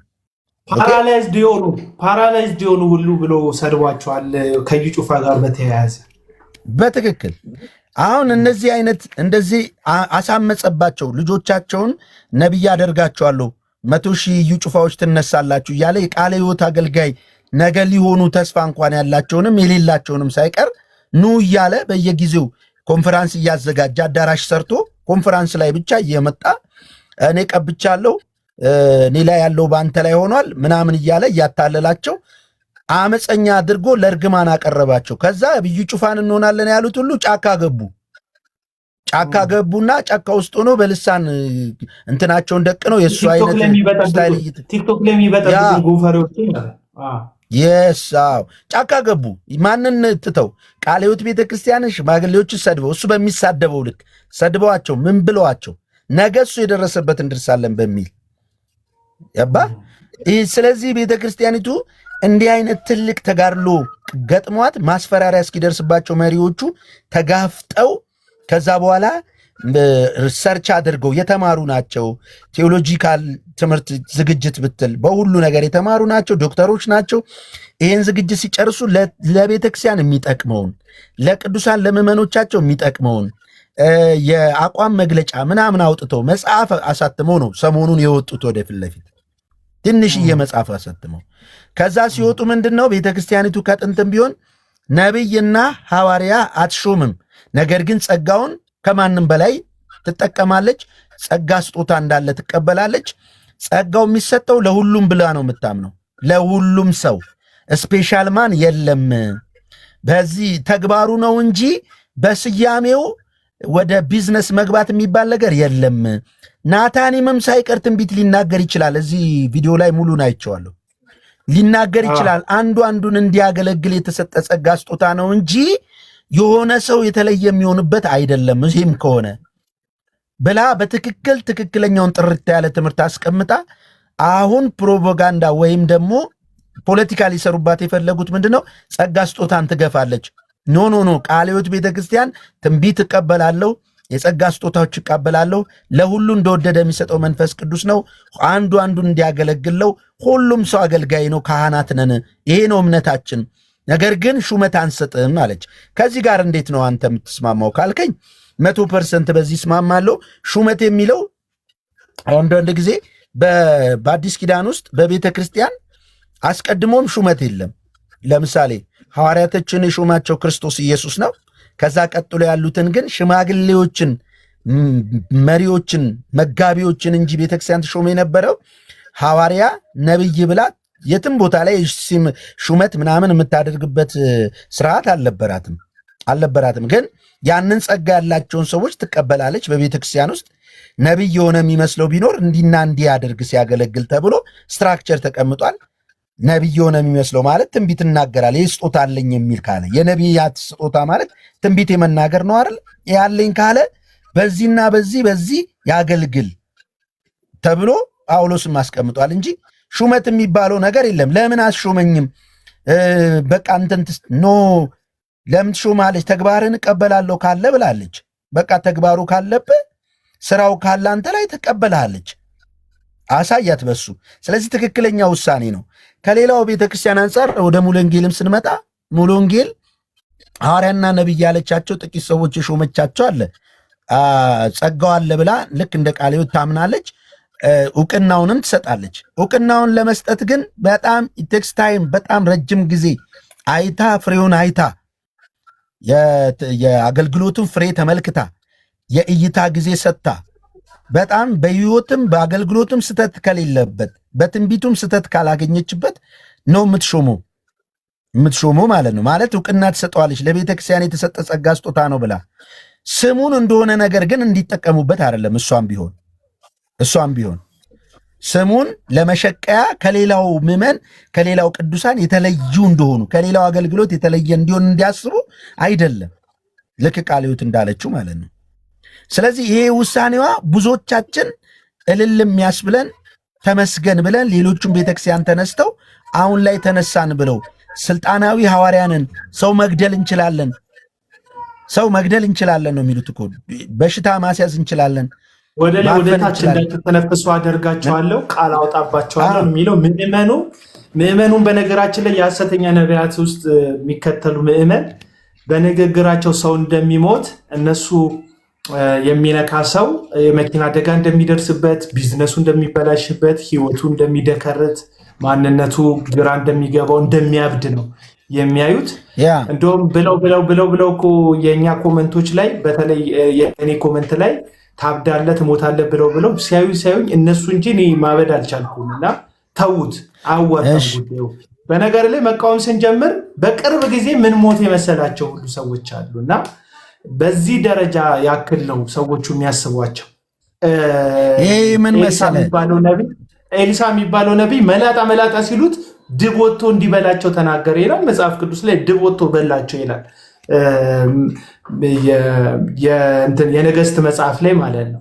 ልክ በኤልሳ አውቶሪቲ እነዚህም ነቢያቶች ድብ ወጥቶ ይብላችሁ ሲሉ የሚበላላቸው፣ ሙት ሲሉ የሚሞትላቸው እንደሆነ ነው የሚያስቡት። ከዚህ በፊት እዩ ጩፋን አይታችሁታል። አይንህን እንደዚህ አደርግ አሳወርኩ ምናምን ብሎ አይንን እንደዚህ አስገልብጦ ምናምን ድራማ የሰራበትን እንትን ቪዲዮዎች ስትመለከቱ እናሳውራለን፣ ሰው እንዲሞት እናደርጋለን፣ ሰው ፌንት ሰርቶ ሰማይ ደርሶ እንዲመጣ እናደርጋለን የሚል ድራማ ነው የሚተውኑት ሰዎቹ። ይሄ ደግሞ በህዝቡ ዘንድ የምርም ንግግራቸው ገዳይ እንደሆነ፣ ቃላቸው የሰውን ህይወት በጣም እንደሚቀይር ነው የሚታሰበው እና ይሄ በጣም አደገኛ አካሄድ ስለሆነ ነው ቃለ ሕይወት በዚህ መንገድ የሄደችው። ቀጥል ጆይ። ውጤታቸውን እኒ ደግሞ ከተነሱ ጊዜ ጀምሮ በምድራችን ላይ በቤተ ክርስቲያን ላይ ምን አደረጉ? በአንደኛ ጢሞቴዎስ ምዕራፍ 6 ላይ ያለው አንዳንዶች ይህን ሲመኙ ከሃይማኖት ተሳስተው በጭንቅ ራሳቸውን ወጉ። ምንን ሲመኙ? ገንዘብን፣ ባለጠግነትን ሲመኙ። ስለዚህ ይህን ሲመኙ ብዙ ክርስቲያኖች በብዙ ጭንቀት ራሳቸውን ወግተዋል። ብዙዎች ትዳራቸው ፈርሷል። ብዙዎች በተለያየ ነገር በማይገባ ህይወት ውስጥ ተገኝተዋል። ቤተ ክርስቲያንን አፍርሰዋል። በአጭር ቃል እነዚህ ሰዎች ምንም ውጤት አመጡ? የነበረውን የጸናውን የነበሩ ለዘመናት የቆዩ እንኳን ክርስቲያኖች ሳይቀሩ ወደኋላ እንዲመለሱ አድርገዋል። ኦኬ። ውጤታቸው ገንዘብን መውደድ ነው። ተግባራቸው ገንዘብ ነው። ገንዘብን በመውደድ በተፈጠረ ነገር ይራቡባቸዋል። እነዚህ የሚንከራተቱ ከዋክብት ናቸው፣ ደግሞ የተረገሙ ናቸው የሚለው ጴጥሮስ እነዚህ ሰዎች በግልጽ ይገልጻቸዋል ማለት ነው። ከማንም ጋር ስለ ወንጌል አይስማሙም። የወንጌል ስብከት የላቸውም። ሌላው የሚሰሩት ወንጌል ወዳልተሰራበት ቦታ አይሄዱም፣ ወንጌልም አይሰሩም። እና የት ነው የሚሄዱት ሲባል ገንዘብ ያላቸው ክርስቲያኖች ያሉበት ቦታ መረባቸውን ይጥላሉ። ቤተ ክርስቲያናት አማኞች የበዙበት ቦታ መከራ ወደሌለበት ወደዛ ሄዱና ማኒፑሌት ካደረጉ በኋላ ገንዘብን ገሽልጠው ይሄዳሉ። ይህን በአይኖቻቸው ያዩ እዛ ሄደው የከሰሩ ሰዎች ምስክሮች ናቸው። እኛ ምስክር ነን። የሌላኛው ውጤታቸው በዓለማውያን ዘንድ የወንጌላን አብያተ ክርስቲያናት እንዲሰደቡ፣ እንዲናቁ፣ ወንጌል አንዳቸውም እንዳይናገሩ፣ አንድም ሰው ቀና ብሎ ስለ ወንጌል እንዳያወራ አድርገዋል። ሶስተኛው ወንጌል ሁሉም ሰው ይመሰክር ስለነበረ ድሮ ወንጌል ስትመሰክር ነው ውጤቱን የምታየው። አሁን ወንጌል እመሰክራለሁ ስትል ማጋ ነው የምመጣው? ሶፍት ልበላ ነው ይላል። ገስታውስ አስገብተህ እንዲህ ልታረገኝ ነው ይላል። በመረጃ ያለ አገልግሎታቸው አደባባይ ላይ ወጥቷል። ምን ወንጌል አያውቁም የምንላቸው እንኳን እስኪለዩቸው ማለት ነው። ውጤታቸው የሚዘገንን ነው። የተደረገው ነገር በእጃቸው ሰው ሞቷል። መሳሪያ ይታጠቃሉ። ሌላው የእግዚአብሔር አለመሆናቸው የሚታየው ምልክቱ መሳሪያ ይታጠቃሉ። ሁሉም መሳሪያ የሚታጠቅ ነቢይና ሐዋርያ የቱ ጋር ያነበባችሁት ብለን እንጠይቃለን። መጽሐፍ ቅዱስ ብቻ እንደሚልና ክርስቲያን ነኝ እንዳለ ሰው መሳሪያ ታጥቆ በመሳሪያ ሰው የሚያስፈራራ ታጅቦ የሚሄድ ገንዘብን ለቅሞ የሚሄድ ለራሱ 5 ስታር ሆቴል የሚሰራ አገልጋይ መጽሐፍ ቅዱስ ውስጥ አንድ ታመጡልን አላችሁ ወይ? እነዚህ ሰዎች ነቢይ ናቸው የምትሉ ሰዎች እሱን እንጠይቃለን። ካለ አለ ከሌ በሉንና እንመን እንቀበል። ማን ነው እሱ? ሲላስ፣ አጋቦስ፣ ጴጥሮስ፣ ጳውሎስ ናቸው። ኢየሱስ የላካቸውን ትእዛዝን ማስታወስ ጥሩ ነው። ወንጌልን ልሰብኩ በምትሄዱ ጊዜ እጀ ጠባብም አትያዙ፣ ኮረጆም እንዳትይዙ፣ በመንገዳችሁም ላይ ምንም እንዳትይዙ የሚል ትእዛዝ፣ ቀጥተኛ ትእዛዝ ሰጥቷቸዋል። እንደውም በቀጥታ ከስንቅ የተነሳ ሳይሆን ከአብሮነቱ የተነሳ እግዚአብሔር ሊያኖራቸው በአገልግሎቱ እንዳለ ነው እንጂ የነገራቸው እንኳን ጎራዴና ጠመንጃ ሊታጠቁ ቀርቶ የሚይዙትም ምንም ነገር እንዳልነበራቸው መጽሐፍ ቅዱስ ኢየሱስ ትእዛዝ ነው። እሱንም አያይዘ ተናገርበት። ቀጥል ሐሳብ። እሺ በነፃ የተቀበላችሁትን በነፃ ስጡ ብሎ ምንም አይጎልባችሁም ብሎ ልኳቸው ጌታ ከአፉ የወጣው በነፃ ስጡ ያለውን እነሱ ግን ጸጋ አለን ካሉ በኋላ 1,000 ብርና 10,000 100,000 ብርም የሚቸረችሩት ፎቶቸውን ለጥፈው ከየትኛው መጽሐፍ ቅዱስ ነው ያነበባችሁት? ሲሞንስ ራሱ ገንዘብ አምጥቶ የእግዚአብሔርን ጸጋ በገንዘብ ሊያገኝ ሲፈልግ አንተና ገንዘብ ጥፋ ተብሎ አልነበረም ወይ? ነው እናንተ የምታነቡትና የምትቀበሉት መጽሐፍ ሌላ ነው። እዚህ ውስጥ ያላችሁ ነብይ ናቸው ካላችሁም ራሱ እነዚህ ሰዎች በእነሱ ደረጃ መሳሪያ ታጥቆ ጋርድ አጅቦት እንደዚህ የሰራ ጸጋ እፈውሳለሁ እያለ ገንዘብ ያስከፈለ አንድ አምጡልንና እናንተ እውነተኞች እኛ ደግሞ ውሸተኞች ነን። በአጠቃላይ ስናገር አብያተ ክርስቲያናት ከሐሳባችን ጋር የቆሙ ናቸው። ሁሉም አብያተ ክርስቲያናት እነዚህ ሰዎች በቁጥር ስንት ናቸው ቢባል ጥቂት ናቸው። ተከታዮቻቸው ከተባለ 10,000 አያልፉም ከበዙ። ለምሳሌ ዩጩፋ ጋር የሚሄደው ህዝብ ማን ጋር ይሄዳል? ሄኖክ ጂፒኤስ ጋር ይሄዳል። ከዛ ቀጥሎ ታምራት ታረቀኝ ጋር ይሄዳል። ከዛ ቀጥሎ ሚራክል ተካ ጋር ታገኘዋለህ። ሳምንቱን ሙሉ ስራ አይሰሩም። የባንክ አካውንት ይዘው በየቸርቹ የሚዞሩ ናቸው። ሁሉም ማለት ነው የሚዞሩ ናቸው። ኮንፈራንስ ሲዘጋጅ በብዙ ማስታወቂያ የአብያተ ክርስቲያናትን ህዝብ ነው የሚሰበስቡት። ወደ እነሱ ስንመጣ ግን ምዕመንም አላቸውና እንደገና ደቀ መዝሙር ያደርጋሉ ቢባል የላቸው። ብዙዎች ቤተክርስቲያንን ለቀው ሄደው እነሱ ጋር ተሰብረው በቤታቸው ቁጭ ብለዋል፣ ከእግዚአብሔር ተመልሰዋል።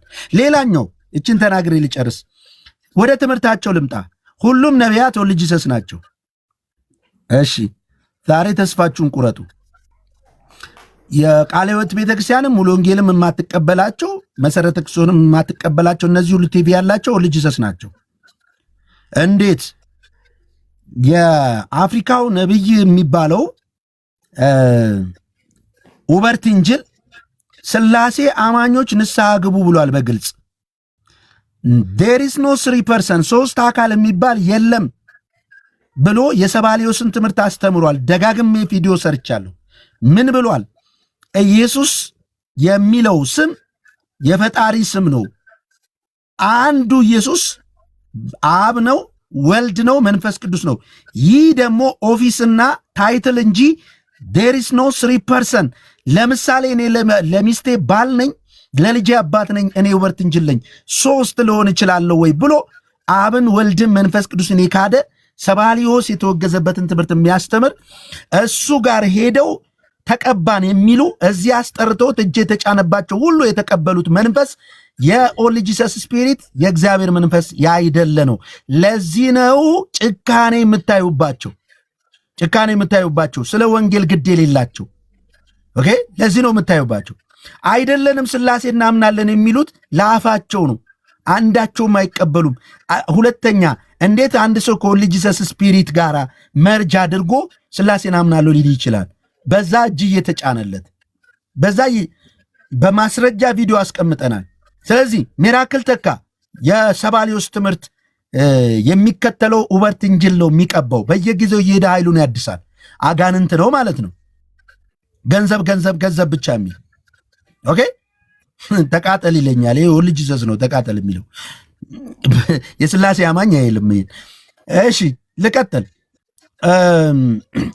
እዩ ጩፋ በለው፣ ሁሉም ታምራት ታረቀኝ በለው። ማን ነው እጅ የሚጭንባቸው? ታምራት ታረቀኝ በሚኒሌም አዳራሽ እጅ ጭኖበት ወድቆ መሬት ላይ ኃይል ተቀብያለሁ ያለው ቡሽሪን ነው እጅ የጫነበት። ቡሽሪን ደግሞ የኡበርት ኢንጅል ልጅ ነው። ገንዘብ በመዝረፍ መንፈሳዊ ልጅ ገንዘብ በመዝረፍ ከደቡብ አፍሪካ ተባሮ ማሊ ውስጥ የተቀመጠ ኡበርት ኢንጅል ደግሞ ገንዘብ በመዝረፍ ጋዜጠኞች ያጋለጡት ዶክመንተሪ ፊልም የተሰራበት። እነዚህ ሰዎች ገንዘብ መዝረፋቸውም ሌላ ነገር አይደለም። በትምህርትና በስፒሪት ሌላ ኢየሱስ ነው የሚሰብኩት፣ ያለባቸውም ሌላ ነው። ለዚህ ነው ቤተክርስቲያን አይሰሙም፣ ለማንም አይታዘዙም፣ ዓለም ወዳድ ናቸው፣ ምድራዊ ሰባኪ ናቸው። ይህ የእግዚአብሔር መንፈስ አይደለም። የእግዚአብሔር መንፈስ የመጣው ክርስቶስን ሊያጎላ፣ ክርስቶስን ሊመሰክር፣ ቤተ ክርስቲያንን ሊያነጻት፣ በቅድስና ሊያኖራት፣ ለመከራ ትውልድን ለማዘጋጀት የክርስቶስን መከራ እየተቀበሉ በንጽህና እንዲመላለሱ ነው። ይሄንን ልነግራችሁ ነው። ኦንሊ ጂሰስ ናቸው፣ ደግሞ ናቸው። በደንብ እየያዛል። አሁን የነገራችሁ ኡበርት ኤንጅል የሚባለው ግለሰብ በትክክል 3% ክዶ ስላሴ የሚለውን ሐሳብ ታይትል ብቻ ነው፣ ስም ብቻ ነው። ቅድም እንዳለው ጆዬ እኔ ለሚስቴ ባል ነኝ፣ ለእናቴ ልጅ ነኝ፣ ለልጄ ደግሞ አባት ነኝ ብሎ ግን ራሴ ኡበርት ኤንጅል ነኝ፣ አንድ ነኝ፣ ለሶስቱ አካል ግን ሶስት የተለያየው ነገር ነኝ ብሎ የስላሴን በ3%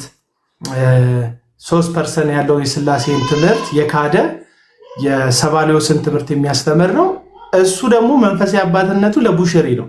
ቡሽሪ ደግሞ አሁን የምትመለከቷቸውን ጠቅላላ ሐሰተኛ ነቢያቶችን የቀባው እሱ ነው።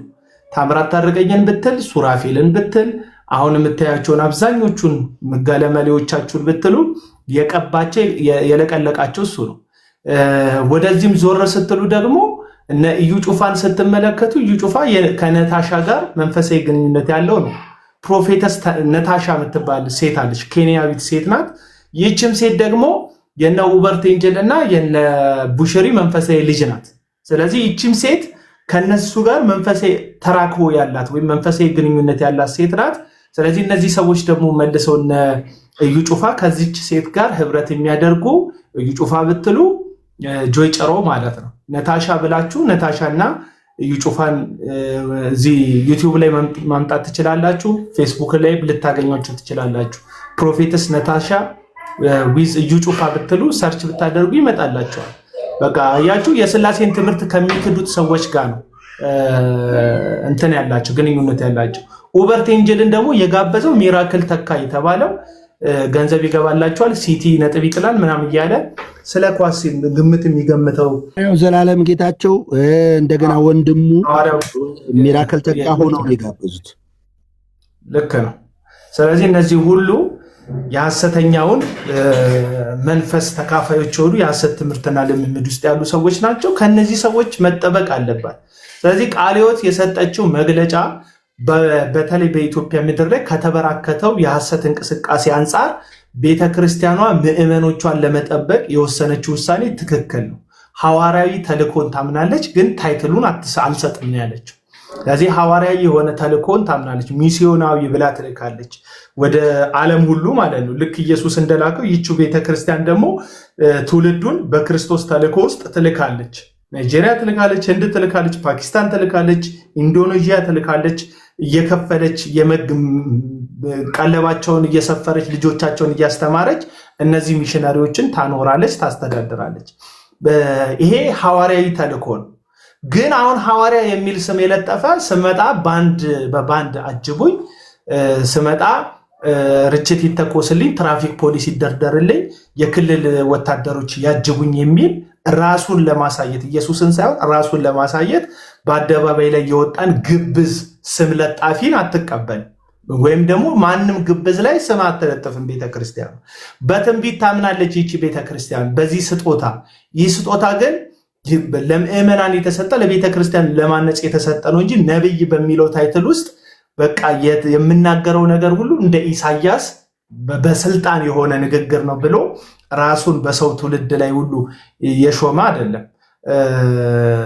ለምሳሌ እነ እዩ ጩፋን በቅርብ ቴሌቪዥን ያላቸውን ሰዎች ስታዩ እጅግ በጣም በትዕቢት ከመወጠራቸው የተነሳ ደም ብዛት እንዳይተነፍሱ እንዳይሆኑ አደርጋለሁ የሚል ትዕቢተኛ ንግግር የሚናገር ኤልደርሶችን ቀደምት ቤተክርስቲያኖችን የማያከብሩ ሰዎች ናቸው። ቀደምት ቤተክርስቲያን ቃለ ሕይወት እንግዲህ እዩ ጩፋ የሚባል ሰው በዚህ ምድር ላይ በእናቱ ማህፀን ከመጸነሱ በፊት የነበረች አጥቢያ ቤተክርስቲያን ናት። እየተስፋፋች ያለች ቤተክርስቲያን ነው። እሱም በዚች ቤተክርስቲያን በተደረገ ወንጌል ስርጭት ውስጥ ከዚህ ቤተክርስቲያን በተገኙ ወላጆች የተገኘ ሰው ነው። አይ ቲንክ የወንጌል ስብከትም የደረሰው በእነዚሁ ሰዎች በኩል። እችን ቤተክርስቲያን ግን ፓራላይዝድ የሆነች የጀርባ አጥንታቸው አከርካሪያቸው የተመታ ነው ብሎ በአደባባይ ሲዘልፋቸው እናያለን። ቅድም ጆዬ ጥሩ ነገር ጠቅሷል። በተለይ ሐዋርያው ቅዱስ ጳውሎስ ሁለተኛውን ሐዋርያዊ ጉዞውን ካደረገ በኋላ አይ ቲንክ ከ14 ዓመት በኋላ የኢየሩሳሌማ ቤተክርስቲያን ምናልባት በከንቱ ሮጬ ደክሜ እንዳይሆን ራሴን ዋነኛ ለሆኑት ላሳይ ሄድኩኝ ይላል ሐዋርያው ቅዱስ ጳውሎስ። የገላትያን መጽሐፍ ምዕራፍ 1 ላይ የምታገኙትን ታሪክ ነው የምነግራችሁ። ጳውሎስ ብዙ አብያተ ክርስቲያናትን ተክሏል። ግን ለዚች በኢየሩሳሌም ለምትገኘው ሐዋርያ ሥራ ምዕራፍ 2 ላይ መንፈስ ቅዱስ በኃይል ለወለዳት የመጀመሪያዋ ቤተክርስቲያን ወይም የመጀመሪያዋ አጥቢያ ቤተክርስቲያን ይታዘዝ ይገዛ ነበር። ትእዛዞች ሲያስተላልፉ ለምሳሌ የታነቀ እንስሳ እንዳትበሉ ሲሉ በዝሙት ጉዳይ ላይ ትእዛዝ ስታስተላልፍ ቤተክርስቲያን ያንን ትእዛዝ ወስዶ ለሚተክላቸው አብያተ ክርስቲያኖችም ከዛም ባለፈ ለሚያስፋፋው ወንጌል ውስጥም የእነዚህን ሰዎች እንደ መመዘኛ ትምህርታቸውን ያስተምር ነበረ። ትእዛዛቸው እዛው የገላትያን መጽሐፍ ምዕራፍ 1 እና ምዕራፍ 2 ላይ ስታነቡ ሐዋርያቱ ካገኙት በኋላ ድሆችን የዚህ ዓለም ድሆችን እንዲመገብ እንዲያስብ በአገልግሎቱ ድሆችን ማዕከል ያደረገ አገልግሎት እንዲያገለግል ነግረውት እሱም እነሱ ያሉኝን ለማድረግ ተጋው ወይም ታዘዝኩ ሲል ትመለከቱታላችሁ። አያችሁ፣ እውነተኛ የእግዚአብሔር ቤተክርስቲያን አገልጋዮች ለዋና ቤተክርስቲያን የሚገዙ የሚታዘዙ ትእዛዝን የሚቀበሉ ናቸው። እነዚህ በትዕቢት የተወጠሩ የእነሱ ንግግር የዓለምን ሁሉ ካርታ የሚቀይር የሚመስላቸው ራሳቸውን እንጂ ኢየሱስን ለማሳየት ያልወጡ በኢየሱስ ስም ተደብቀው በበግ ለምድ ውስጥ የተደበቁ ተኩሎች እንደሆኑ ግልጽ ነው። ወደ ጀርሚ ይሄዳሉ። ጀርሚም በነፃነት እንደ ጆዬ ሐሳብህን መንካት የምትፈልገው ርዕሰ ጉዳይ በዚህ ውስጥ ካለ የሚመች ከሆነ በደንብ አስፋፍተህ ተናገር። ቀጥሎ እንዳያገባባችሁ ሰጣችኋለሁ። ሳሚ አለ፣ ከዛ ዩዘር 73 አለ፣ ከዛ ትሩዝ አለ። የተሰማችሁን ሐሳብ ትናገራላችሁ። ጀርሚ ቀጥል። ለአንተ ያው ሰጥቻለሁ መድረኩ። እሺ አቤላዬ ቴንኪው። በጣም ብዙ ምለው ነገር የለም፣ ግን ትንሽ ማለት የምፈልጋቸው ነገሮች አሉ። ሙሉ መግለጫውን አልሰማሁትም። አሁን አንተ የከፈትከውን ግን ስሰማ በጣም ነበር ደስ ያለኝ። በምን ምክንያት ደስ ያለኝ? 3 ነጥቦች። አንደኛ ቤተክርስቲያን እንደዚህ ማድረጓ ምንድነው ጥቅሙ? ማለት ቤተክርስቲያን በወቅታዊ ጉዳዩ የሚሆን በአስተምሮቿ ጉዳይ ላይ ያላትን አቋም እንደዚህ በግልጽ ምንም በማያዳግም በማያሻማ መንገድ ማስቀመጧ በጣም ሰፊ ጥቅሞች አሉት። ምዕመንን ከመጠበቅ በዘለለ ምዕመኖቿን ከመጠበቅ ከእንደዚህ ሐሰተኞች ከመከላከል በዘለለ ሌላ ደግሞ እንደ ቤተክርስቲያን እንደ ቤተ እምነትም የሚያመጣቸው ብዙ ዘርፈ ብዙ ጥቅሞች አሉት። ለምሳሌ ማንም ሰው ይህንን አቋም ይዞ እዚህ ሚዲያ ላይ ቢመጣ የሆነ የቲክቶክ ቃልዮት ብለው ስም አያወጡለትም ማለት ነው። አየህ፣ መሬቷ ቤተክርስቲያን አቋሟን ግልጽ በሆነ መንገድ ተናግራለች። ብዙ ጊዜ ሰዎች የአንድ ቤተክርስቲያን ወይም የአንድ ጉዳይን አቋም ሲያመጡ እና ሲናገሩ ጉዳዩ እነሱ ብቻ እንደሆነ ቤተክርስቲያኑ ያን ጉዳይ እንደማትቀበለው አድርገው በመናገር ጉዳዩን ሊያቃልሉት በጣም ብዙ ጊዜ ሞክራሉ። ግን አንተ ሰርች ስታረግ ስታጠና ወደኋላ ሄደህ እኮ ጉዳዩ እኮ የቤተክርስቲያኗ ነው። ቤተክርስቲያኗ እንደዛ ነው የምታምነው፣ እንደዛ ነው የምታስተምረው። ግን ግልጽ አድርጋ እንደዚህ አይነት ነገሮችን አውጥታ ስላላወራች ፊት ለፊት ስላላስቀመጠች የእሱ ሐሳብ እንዳልሆነና አንተ መተህ እያቀነቀንክ የሆነ ሐሳብ እንደሆነ ተደርጎ ሐሳቡ ሲረክስ ታያለህ። ግን ቤተክርስቲያን እንደዚህ ግልጽ በሆነ በማያዳግም መንገድ አቋሟን ስትናገር በጣም ብዙ ጥቅም አለው። እውነትን ለመግለጽ እውነትን ለመናገር በጣም አጋዥ ነው ማለት ነው። በዚህ ጉዳይ ሁሉም ቤተክርስቲያን እስከተቀበሉት ድረስ እስከሚመሩበት ድረስ እስካመኑበት ድረስ የቤተክርስቲያናቸውን አቋም እንደዚህ በማያዳግም መንገድ ቢገልጹ በጣም ጥቅም አለው። ማለት ግዴታ ትምህርታዊ ጉዳዮች ላይ ብቻ መሆን የለበትም። ወቅታዊ በሆኑ ጉዳዮችም ላይ ቤተክርስቲያን አቋሟ መታወቅ አለባት። ምክንያቱም ብዙ ህዝብ በሷ ስራ አለ። ህዝቡ ተከፋፍሎ የየራሱን አቋም መያዝ የለበትም። ቤተክርስቲያን ጸልያ ተዘጋጅታ በዚህ ጉዳይ ላይ የኛ አቋም የኛ መረዳት የኛ አንደርስታንዲንግ ይሄ ነው ብላ ብታስቀምጥ ምዕመኖቹ ከሚመጣባቸው ውዥንብር ከሆነ ሐሳብ ትታደጋለች ማለት ነው። ሲቀጥል መግለጫውን እንደ መግለጫ የማይቀበል አካል ወይም ደግሞ የማይስማማው አካል ካለ የማይስማማው እነዚሁ ራሳቸው ሐሰተኛ ነቢያትና ሐሰተኛ ሐዋርያት ወይም ደግሞ ደጋፊዎቻቸው ብቻ ነው ሊሆኑ የሚችሉት እንጂ በምንም አይነት መንገድ የእግዚአብሔርን ቃል እውነት የሚደግፍ በእነዚህም ነቢያትና ሐዋርያት በሚባሉት ጉዳዮች ላይ ደግሞ ያለው አቋም አዎ አሉ ብሎ የሚያምን ሰው ኦፍ ኮርስ ዛሬም ላይ ሐዋርያትና ነቢያት አሉ ብሎ የሚያምን ሰው እንኳን በዚህ መግለጫና በዚህ አቋም ውስጥ አለመስማማት አይችልም። ምክንያቱም እነዚህ ሰዎች ከዚህ ቀደም አቤላም ታውቃለህ ሚዲያ ላይ ሐሰተኛ ነቢያቶችን በምንቃወምበት ሰዓት ላይ ትልቅ ክስ ተደርጎ የሚነሳብን የነበረው ጉዳይ ኦፊሱ ተጠቃ የሚባል እዚህ ቲክቶክ የወለደው ቋንቋ አለ። የትኛው ኦፊስ እና ምን የሚጠቃ ኦፊስ እንደሆነ ባናውቅም ግን የእዩ ጩፋን ሐሰተኝነትና የእዩ ጩፋን ውንብድና ስትገልጽ ኦፊሱን ሊያጠቁ የተነሱ በሆነ ቡድን ተደራጅተውና ተልከው የመጡ ሰዎች ነው የሚባል ታይትል ይለጠፋል። ሐሰተኛውን በመናገር የሚጠቃ እውነተኛ ካለ በጣም የሚያስብ ጉዳይ ነበር። አሁን ግን ቤተ ክርስቲያኗ ግልጽ አድርጋ ተናገረች። ኖ ስለ ጸጋ ስጦታ አይደለም እያወራ ያለሁት። ኖ እግዚአብሔር ለቤተ ክርስቲያን ስለሚሰጠው ስጦታ አይደለም እያወራ ያለሁት።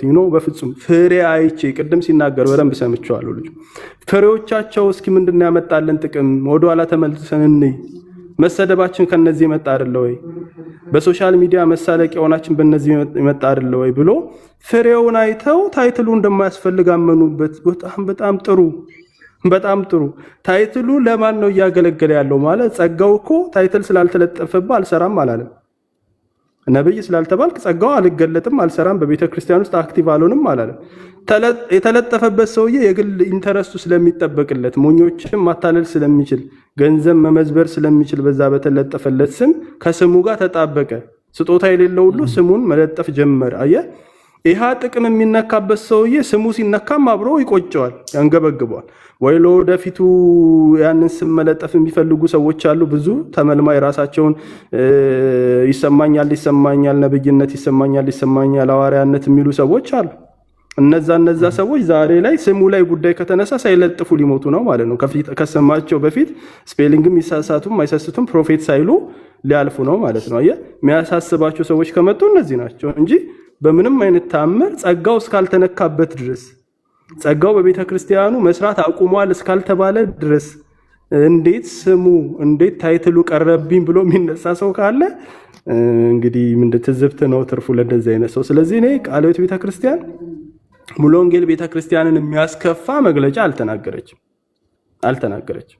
ሙሉ ወንጌል ቤተ ክርስቲያን ጸጋውን እቀበላለሁ ኦርዲን አደርጋለሁ። ኖ እኔ ጸጋውን እቀበላለሁ፣ ግን ኦርዲን ማድረጉ ጉዳቱ ስላመዘነብኝ ፍሬውን ሳየው ከመሰደቢያና ከመዋረጃ ስላልዘለለ ታይትሉ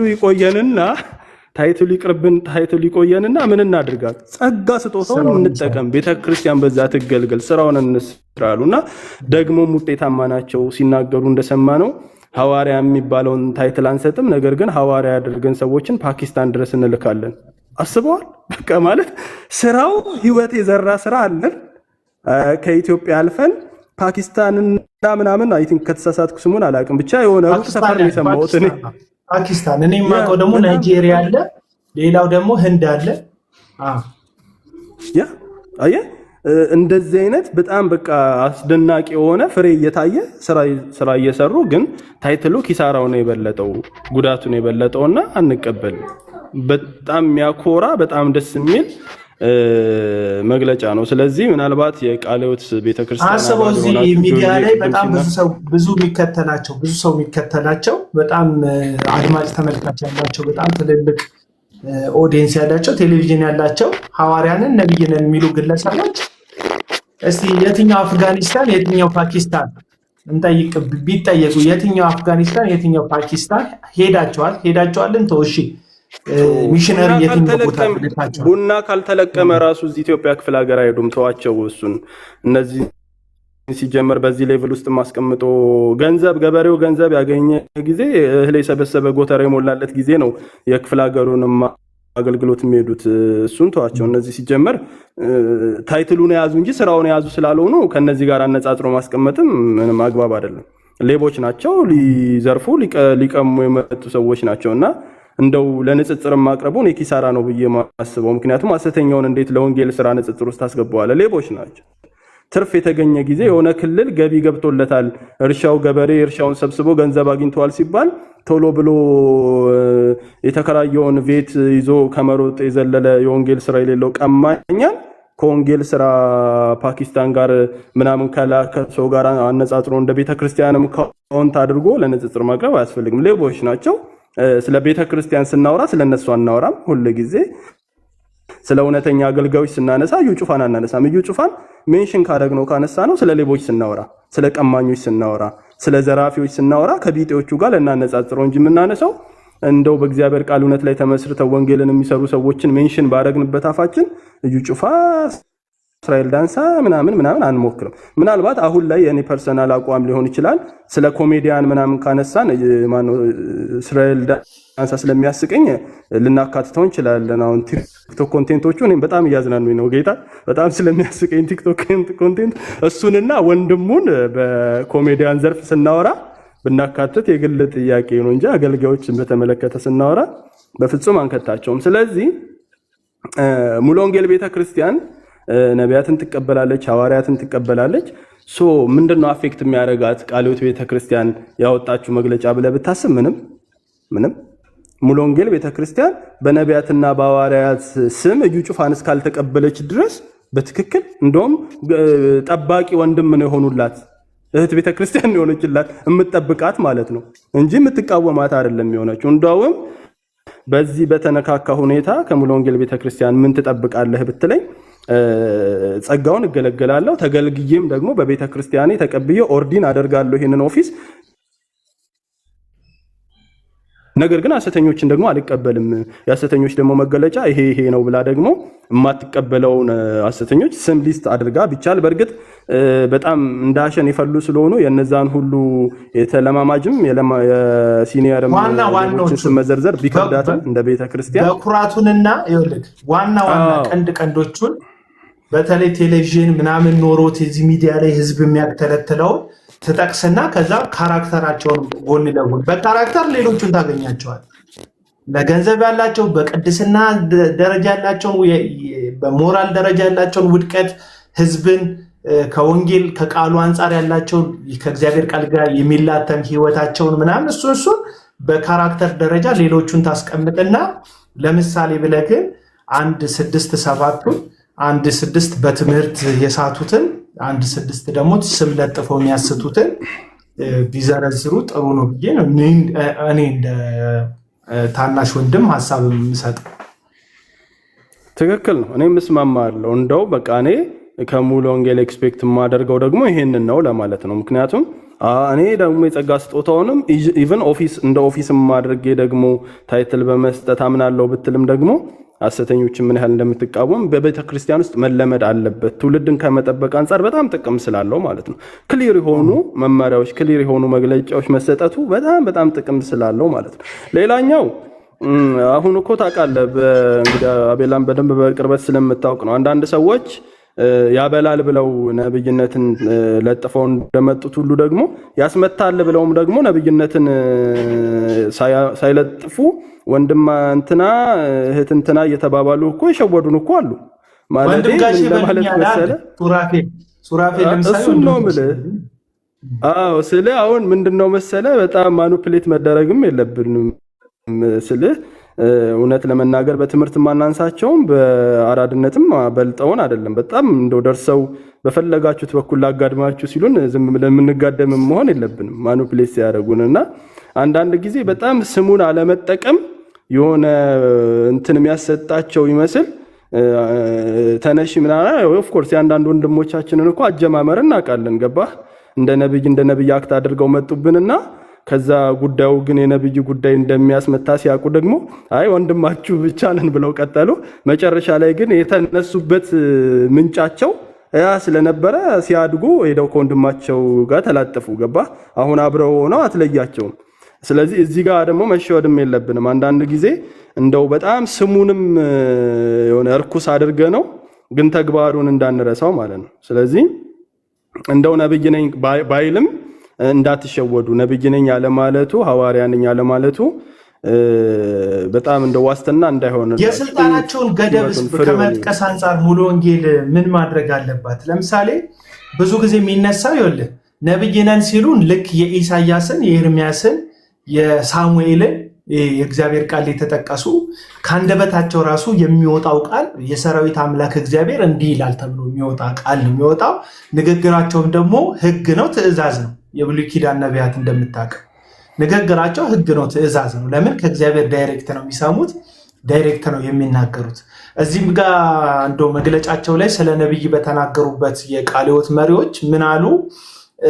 አዲስ ኪዳን ላይ የትንቢት ስጦታ ወይም ነብይ እንኳን ኖሮ ቢናገር ነብይነቱ የሚመዘን ወይም ንግግሩ የሚመዘን ከዛ ፈትነን እንድንቀበለው የሚደረግ ነው የሚል ሀሳብ ሰጥተዋል። እና በተለይ እነዚህ ሐሰተኛ ነቢያቶች ስልጣናቸውን ከነቢያት እኩል ከሐዋርያት እኩል የማድረግ ልምምድም ስላላቸው ከዚህ አንጻር ሙሉ ወንጌል ቤተክርስቲያን ነብይ እንደምትሾም ብትናገርም ቅሉ ግን የነቢያቱን የስልጣን ደረጃ ብታስቀምጥ ግልጽ ብታደርግ ለህዝቡ ይሄንን ነገር በመጽሐፍ ደረጃ እንደ ቃለ ሕይወት አዘጋጅታ ለህዝቡ አናውንስ ብታደርግ የሚል ሐሳብ አለኝ ካሁኑ ሁኔታ አንጻር ማለት ነው። እኔ ነብይ ሾማለሁ፣ ግን ነብይ ብዬ ስሾም የኢሳያስ አይነት አይደለም።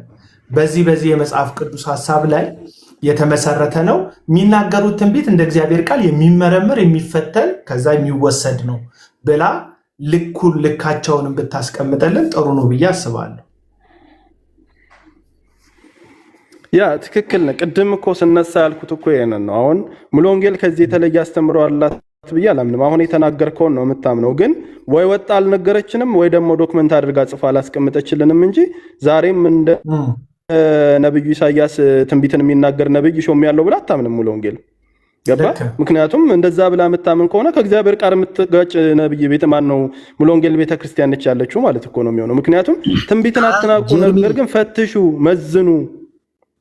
አቤት እንትን ማለት እንዳልከው አሁን እንደዚህ እንደ ቃለ ሕይወቶች ወጣ ማብራራት አለባት። እሱ ላይ እንትን በል። እሷ የምታምነው ልክ እንደ ቃለ ሕይወት እንደ ነብይ ስንል ትላለች። እየተናገርኩ ያለሁትኝ እኔም እየተናገርኩኝ ያለሁትኝ የሙሉ ወንጌል ማን ነው የቃለ ሕይወት በጣም ስነሳ የተናገርኩት እኮ ቤተክርስቲያን እንደዛ ወጣ ድምጿን ማሰማት መቻል አለባት።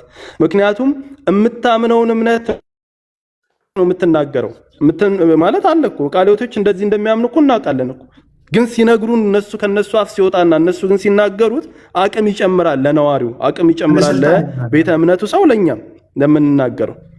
ስለዚህ አሁንም ሙሉ ወንጌል ቤተክርስቲያን እንደዚህ እንደምታስተምር እናውቃለን፣ እንደዚህ እንደምታመን እናውቃለን። ባታምንም እንቃወማታለን። ማለት እውነት ለመናገር ከእግዚአብሔር ቃል ውጭ የሆነ የትኛውም ነገር የሚጣል ነው። ማለት የእድሜ ባለጸግነት በእግዚአብሔር ቃል እውነት ላይ ምንም የሚያመጣው ልዩነት የለም። ይሄንን አትጠራጠር። ማለት ለምን ሺህ ዓመት አይሆናትም? ለምን እንደ ኦርቶዶክስ እንቃወም አይደል እንዴ? ከእግዚአብሔር ቃል አንጻር ስተት በሆነችበት ጉዳይ ማለት የጥንቷን የስንት ጊዜዋን ገባ መመዘኛችን የእግዚአብሔር ቃል ነው። እንደው ባትል ራሱ እንቃወማታለን። ነገር ግን ትላለች፣ ታስተምራለች። ምክንያቱም የእግዚአብሔር ቃል ስለሚል ማለት ነው። ስለዚህ የሚመዘነውን ትንቢት በማይመዘን መመዘኛ ውስጥ አድርጋ ልታቀርብልን አትችልም። ግን ወጥተው መናገራቸው ግን እንደዚህ መስጠታቸው ግን እነዛንም አደብ ያስይዝላቸዋል። የትኞቹን እነሱ አምነውበት የሾሟቸውን። አሁንም በጣም ልናሰምርበት የሚገባው ሙሉ ወንጌል ቤተክርስቲያን ነብይ አድርጋ ኦርዲን ያደረገቻቸው ከዛ አምልጠው የሚወጡ ይሄ ከዛ በኋላ ወጥተው በጥቅም የራሳቸውን ራስ ገዝ የሆነ አስተዳደር የፈጠሩትንም እንደ ነብይ አንቀበል ወጥተዋላ። ምክንያቱም ቤተክርስቲያን ነች ስልጣን ያላት አይደል እንዴ?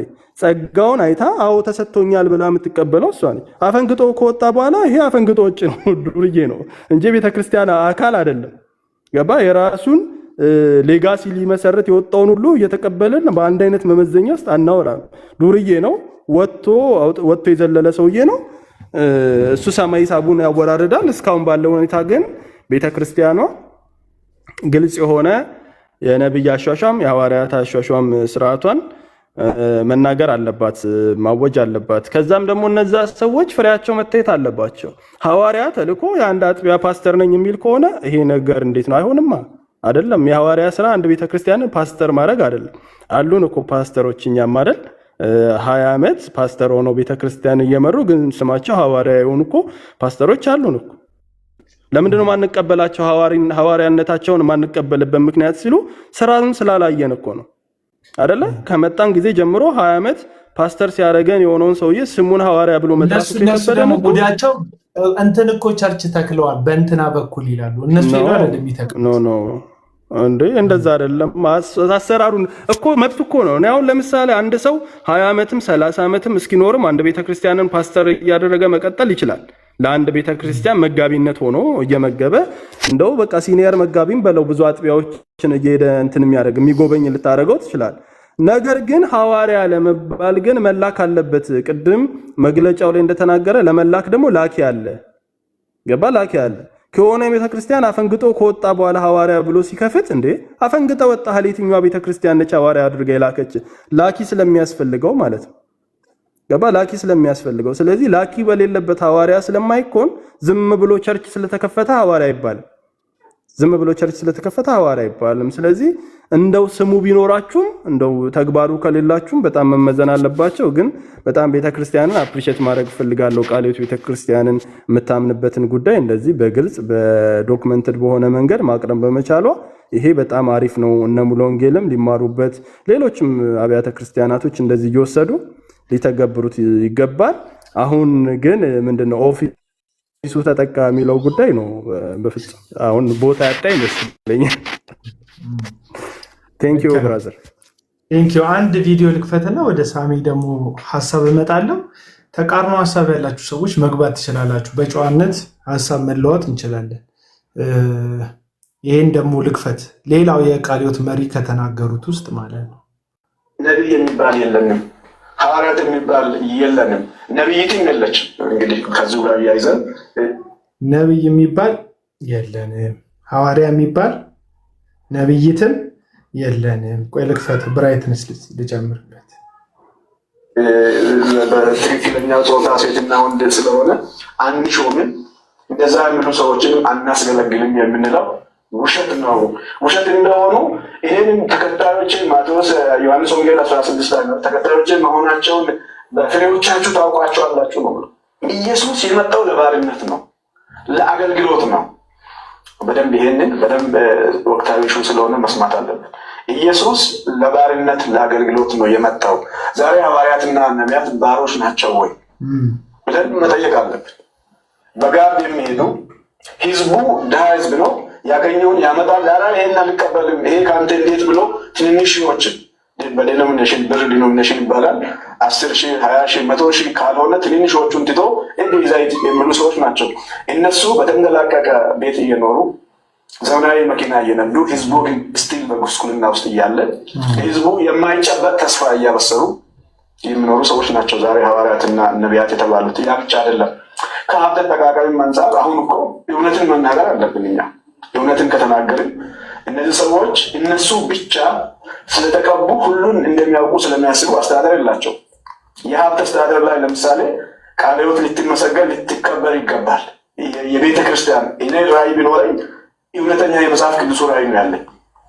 ቪዥን አለኝ ብዬ ስናገር ለሰዎች ሁሉ ወንጌልን መስክሬ ክርስቶስን እንዲመስሉ የማድረግ ቪዥን አለ። የተለየ የቱንቢ ነው የሚል ቪዥን የሚለቀው በዓላማ ነው። ዓላማው ደግሞ ወንጌል ነው። ማቴዎስ 28 ላይ ያለው ወደ ዓለም ሁሉ መሄድ፣ ማስተማር፣ ማጥመቅ፣ ደቀ መዝሙር ማድረግ ነው። ሌሎቹ ግን ይህን እኮ ያደረጉ። ለምሳሌ ከሀብት አስተዳደሩን ካስ እንመለከት ሁሉም ነገር ላይ እናውቃለን ስለሚሉ ተሹመናል ስለሚሉ ህዝቡ ቃሉን እንዲያውቅ ትክክለኛውን ቃል ስለማስተምሩ ምንድን ነው የሚያደርጉት? በአብዛኛው ሰውየው እንግዲህ ነቢይ ተብሎ ከሆነ ወይም ይሄ አፖስትል ሐዋርያ ተብሎ ከሆነ ሚስቱ ገንዘብ ያዥ የሆነ ነገር የሆነ አስተዳዳሪ የሚስቱ ወንድም የሆነ ነገር ነው እና ዋይ ለምን ያናደርጋሉ? ትክክለኛ መንገድ ከሆነ ትራንስፓረንትሊ ተቋማዊ በሆነ መንገድ ለምን አይመጡ? ውሸት ስለሆነ ነው። የቀደመው አሁን ለምሳሌ እንደው አንድ እንኳ ቢባል እንደዚህ የሚያደርጉ ነቢያት ነበሩ፣ ሀብት ያፈሩ፣ የተለየ በዛ በነበረው ዘመን አውድ የከበረ የበለጸገ ኑሮ በቃ አዲስ ህይወት ነው ብልጽግና ነው የሚሉ ሰዎች የበለጸጉት እነሱ ናቸው እንጂ ህዝቡ አልበለጸገም። ስለዚህ ቃለ ሕይወት እያለች ያለችው ከማንም ጋር አንወዳደርም፣ የማንንም እንትን አነቅፍም። ቃሉ የሚለውን እያልን ነው። ይህን የምንለው እኛ ለህዝባችን ነው። እውነቱን ለመግለጽ ማንንም ለመኮነን እንትን ለማለት ሳይሆን በቃሉ ህዝቡ መመለስ ወደ ቃሉ መመለስ አለበት። ያስተምሮ ንጽሕና መመለስ አለበት። መጽሐፍ ቅዱስ እንግዲህ የሚያስተምረን አንዱን በዚህ መጽሐፍ በጣም ደስ የሚል ነገር ላስምርና ወደ ሳሚ እንሄዳለን። ላስምርበት እንትን ይሄ የተናገሩትን ነገር እኔ ደመቀል አድርገው ሀሳብ አልጨምርበትም። አንደኛ ኢየሱስ ለአገልጋይ ለመሆን የመጣው አሁን በዚህ ዘመን ኮንፊውዝድ ከሚያደርጉና ሰዎች ካልተረዷቸው ነገሮች አንዱ አገልጋይ የሚለው ጉዳይ ይመስለኛል። ኢየሱስ ይህንን ጉዳይ ያብራራው በማዕድ ከተቀመጡና ማዕዱን ተመጋቢዎች ከሚያስተናግድ ሰው መካከል ብልጫ ያለው ወይም የሚበልጠው ማን ነው ብሎ ኢየሱስ ሲጠይቅ በማዕድ የተቀመጡት ወይም የሚስተናገዱት ሰዎች ናቸው የሚበልጡት የሚል ምላሽ ሐዋርያቱ መልሰዋል። ከዛ ኢየሱስ ምን አለ? እኔ አገልጋዩ ወይም እኔ ጌታ የምትሉኝ እኔ በማዕድ የተቀመጣችሁትን እናንተን ነው ማገለግላቸው አለ። ስለዚህ በክርስቶስ ኢየሱስ የነበረው አንደርስታንዲንግ ወይም የኢየሱስ ክርስቶስ መረዳትና ትእዛዝ አገልጋይ ማለት በማዕድ የተቀመጡትን ሕዝብ ብሉ ጠጡ ብሎ የሚያስተናግደውን ሰው የሚመስል ነው። አሁን በዚህ ዘመን ጌቶች ናቸው። የረገጡት ጫማ ከጫማ እግራቸው በታች ያለ አፈር የሚበላ ላባቸውን አድርገው የነሱን ቆሻሻ ሰውን የሚያጎርሱ የፈለጉትን የሚያደርጉ እጀባ ከሌለ ቀውጢ ካልተፈጠረ እነሱ የሚደምቁበት የሚታዩበት መንገድ ከሌለ ወከባ ካልተፈጠረ ከተማ የማይገቡ አንድ ከተማ በጸጥታ ገብተው የክርስቶስን ወንጌል የምስራቹን አብስረው ከመውጣት ይልቅ የነሱ መምጣት በነጋሪት ተጎስሞ በእንቢልታ ተመቶ እንዲነገርላቸው የሚፈልጉ ናቸው። ባነራቸው ትልቀቱ ምናቸው ትልቀቱ። ይህ ለወንጌል የሚደረግ አይደለም።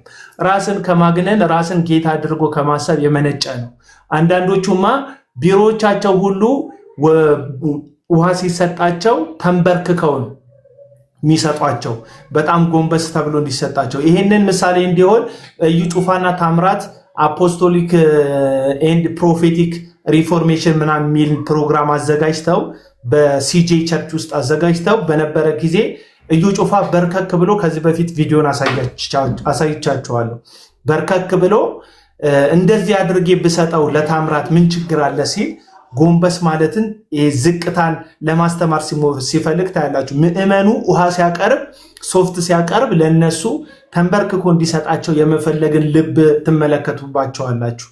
አፍሪካ ምዕራብ አፍሪካ ውስጥ እነሱ የሚቀኑባቸው አገልጋዮች የሚሰገድላቸው አገልጋዮች እንደሆኑ ታውቃላችሁ። እነ ቡሸሪ፣ እነ ኡበርት ኤንጀል፣ እነ ሌሎቹም እነ ቤኒንም ሌሎቹም ብታዩ የሚሰገድላቸው ትውልዱን ጉልበታቸው ስር እንዲወድቅ የሚያደርጉ ናቸው። እነሱን ምሳሌ ከማድረጋቸው የተነሳ ሰው በንብርክኩ እስኪሄድላቸው ድረስ ሰውን ባሪያ የሚያደርጉ እነሱን ማግኘት እግዚአብሔርን ከማግኘት በላይ ሩቅ እንዲሆን ተደርጎ በሕዝብ እንዲቀረጽ ያደረጉ ናቸው። ስለዚህ አገልጋይ የሚባለው ጉዳይ ጠርቶ በትውልዳችን መካከል መታሰብ አለበት። አገልጋይ እንዴት ነው የምታስቡት? ጌታ እንደሆነ የሚሰማችሁ አይደለም። ከዛ በኋላ ደግሞ እኚሁ የቃለ ሕይወት ቤተክርስቲያን አመራሮች ካነሱት አንጻር የሀብት አስተዳደር ነው። ራሳቸውን ባለጸጋ የሚያደርጉ ራሳቸውን የተንደላቀቀ ህይወት የሚያኖሩ ከዚህ በፊት በነገር ላይ ጀርሚም ጆዬም እዚህ ውስጥ ያላችሁ ሌሎችም ወንድሞች ትዝ ይላቸዋል። እነዚህን ሀሳቦች አንስተን እናንሸራሽር ነበር። በጣም ብዙ ሰው ምቀኛ ነው ያላችሁት። ፐርሰናሊ አሁን አቡና ስለ ቪኤት ሲናገር ምቀኛ ልትሉ ትችላላችሁ። እንደ ተቋም ቃለ ሕይወትን ምቀኛ ማለት ግን አትችሉ። ተቋም ብዙ ምሁራኖች ያሉበት ብዙ የተለያየ የኑሮ ደረጃ ያላቸው በጣም መልቲ ሚሊዮነር የሆኑ ሰዎችም ያሉበት ደግሞ ዝቅተኛው ማህበረሰብ የሚገኝበት ነው አንድ ተቋም። ከፍተኛ የትምህርት ደረጃ ያለበትም ዝቅተኛ የትምህርት ደረጃ ያለበት ነው አንድ ተቋም። ስለዚህ አሁን ተቋሙን ምቀኛ እንዳትሉ፣ ተቋም ነው። መርህ ያለው በግልጽ በሆነ መመሪያ የሚተዳደር የራሱ ወጪ ገቢዎች ያሉት የአንድ ሰው የበላይነት የሌለበት በመመሪያ የሚተዳደር ጉዳይ ነው ተቋም። ስለዚህ እንደ ቃለ ሕይወት እንደ ተቋም ይህንን ኮራፕሽን የተረዳች ይመስለኛል። በተለይ በአገልጋዮቹ ዘንድ ያለው ገንዘብ አጠቃቀማቸው የሐሰተኛ ነቢያት ህዝቡን ከመበዝበዝ ባለፈ ቅድም የቃለ ሕይወት ቤተክርስቲያን መሪ እንደተናገሩት ሚስቱ ገንዘብ ተያዥ ናት። የሚስቱ ወንድም የሆነ ቤተክርስቲያን ኃላፊ ነው። የእሱ ወንድም የሆነ ነገሩን ነው የሚያስተዳድረው። በዘመዶች የታጠረ አገልግሎት ነው የምትመለከቱት። ወይም ደግሞ ጆሮአቸውን በተበሱ ባሪያ ባደረጓቸው ሰዎች ነው ቤተክርስቲያኖቻቸውን የሚሞሉት። ስለዚህ አሁን ገንዘባቸው ተጠያቂነት በሌለበት መንገድ የሚመዘበር ነው። የእዩ ጩፋ ሀብት ጥናት ይደረግበታል። የቤተ ክርስቲያኑ ሀብትና የእዩ ጩፋ ሀብት ይለያል። ባንክ አካውንታቸው የተለያየ ነው። እዩ ጩፋ ኦዲት ይደረጋል። የቤተ ክርስቲያኑ አካውንት ሲጠናቀቅ ኦዲት ይደረጋል። ዮናታን አክሊሉ ኦዲት ይደረጋል። በዚሁ አጋጣሚ ልንገራችሁ፣ እዚህ ውስጥም ማላቃችሁ ሰዎች ስላላችሁ ነው። ዮናታን አክሊሉ አፍቃሪዎች ካላችሁ ገስት ውስጥም እንድትሰሙ ነው። በአጠቃላይ ለምሳሌ ዮናታን አክሊሉ በዚህ ሰዓት ላይ የሚገኘው የካናዳ ውስጥ ወንጌል አገልግሎት ብሎ ሞኒታይዝ ለማድረግ ገንዘብ ለመሰብሰብ ነው የሄደው። ከዚህ በፊት እንደነገርኳችሁ ወደ $1 ሚሊዮን የሚያክል ከካናዳና ከአሜሪካ አገልግሎት ሰብስቦ መጥቷል። ይመቻቸው። ገንዘብ የምትሰጡት በፍቃዳችሁ ስለሆነ አትስጡ ብዬ መናገሬን አላቆምም። እናንተ መስጠት የምትቀጥሉ ከሆነ መብታችሁ ነው መቀጠል። ምክንያቱም ማጀራታችሁን ይዞ የራሳችሁን ገንዘብ ከእናንተ ኪስ እንዳይወጣ የሚያደርግላችሁ ሰው የለም። ነገር ግን ግለሰቦችን እያበለጸጋችሁ እንደሆነ እነሱ ሌክዠሪ ላይፍ እንዲኖሩ እያደረጋችሁ ለወንጌል ምንም ድርሻ እያደረጋችሁ እንዳልሆነ ልንነግራችሁ እወዳለሁ። ለምሳሌ አውሮፓ፣ አሜሪካ፣ ሌላም ሀገር ያላችሁ ገንዘብ ያላችሁ ቤተክርስቲያንና ወንጌልን ማገልገል የምትፈልጉ ሰዎች ቀጥታ ሚሽነሪዎችን ብታገኙ፣ ሚሽነሪዎችን ወንጌል የሚሰሩ ሚሽነሪዎች፣ ለምሳሌ ቃለ ሕይወት የላከቻቸውን ሚሽነሪዎች ሰፖርት ብታደርጉ፣ ለምሳሌ ሙሉ ወንጌል የምትልካቸው ሚሽነሪዎች አሉ። በጣም በትልቅ ክፍለ ሀገር ውስጥ የሚኖሩ ደሞዛቸው በጣም ትንሽ ነው፣ ትንሽዬ ነው። እነዚህን ሰዎች ብትደግፉ በእነዚህ ሰዎች በሚሰራ ወንጌል ውስጥ በገንዘባችሁ አገልግላችኋልና የአገልግሎቱ በረከትም ሆነ አክሊል ተካፋይ ትሆናላችሁ። በገንዘብ ማገልገልም ራሱን ችሎ አገልግሎት ስለሆነ ማለት ነው። የስህተት ትምህርት ላይ፣ ከልት ላይ፣ ሐሰተኛ አስተማሪ ላይ፣ ነብይ ላይ ኢንቨስት ያደረጋችሁ ሰዎች እግዚአብሔር መቼም ያንን ብድራት አይመልስላችሁ። ለመንግስቱ ስላላደረጋችሁ፣ ለተኩላ ስላደረጋችሁ። በቀጥታ ቪዲዮ የተላከልኝ ቪዲዮ አለ። ዮናታን አክሊሉ እዚሁ ቲክቶክ ላይ እየተላለፈ በነበረ አንድ ላይቭ ላይ ካናዳ በሚያገለግልበት አገልግሎት ላይ $200,000 ፈልጋለሁ እያለ ሲጠይቅ ነበር። ቋሚም ገንዘብ እንዲሰጡት። መቼ ነው የሚያልቀው መልካም ወጣት ብለን ስንጠይቅ ምቀኛ ነው የምትሉን። ቃለ ሕይወት ግን ኦዲት በማይደረጉ ቸርቾች አታምንም። ለምን? ቃለ ሕይወት ኦዲት ትደረጋለች። ከዚህ በፊትም ብለናል። እነ ሙሉ ወንጌል፣ እነ መሰረተ ክርስቶስ፣ እነ ቃለ ሕይወት፣ እነ መካነ ኢየሱስ ኦዲት ይደረጋሉ። የገንዘብ ፍሰታቸው ይታወቃል። ባንክ ውስጥ ሲገባ የሽማግሌው የፓስተሩ ባንክ ውስጥ አይደለም የሚገባው። የሚገባበት ባንክ የምንድን ባንክ ነው? የቸርቹ ባንክ ነው። ለምሳሌ ዋናዋ የሙሉ ወንጌል ቤተክርስቲያን ዋናዋ አጥቢያ ቤተክርስቲያን ወይም ፕሬዝዳንቱ ያለበት ቤተክርስቲያን ሁሉንም አጥቢያዎች ታስተዳድራለች። ካስፈለገ መመዝበር ካስፈለገ አካውንት እስከ መዝጋት ድረስ ስልጣን እንዳላቸው ታውቃላችሁ። ሲያስፈልግም ደግሞ የራሳቸውን የሂሳብ ባለሙያ ልከው እያንዳንዱን አጥቢያ ወጪ ገቢውን ባልታሰበ ሰዓት ባለሙያ ልከው የማጣራት መብት አላቸው። በዚህን ያክል ደረጃ ተጠያቂነት የሌለባቸው ናቸው። ለዚህ ነው የ40 ሚሊዮን ብር መኪና በምዕመን አናት ላይ ሲነዱ ይሄ ነገር ልክ አይደለም ብሎ የሚናገርን ሰው ከእውነት ጎን እንደቆመ ከማሰብ ይልቅ በአብዛኛውን ጴንጤ ማህበረሰብ መካከል ምቀኛ ቀንተ ነው ምናምን ነው። ቀንተን አይደለም ብራዘር። ኦዲት አለመደረግ አለመሰልጠን ነው። ኦዲት አለመደረግ ሌብነት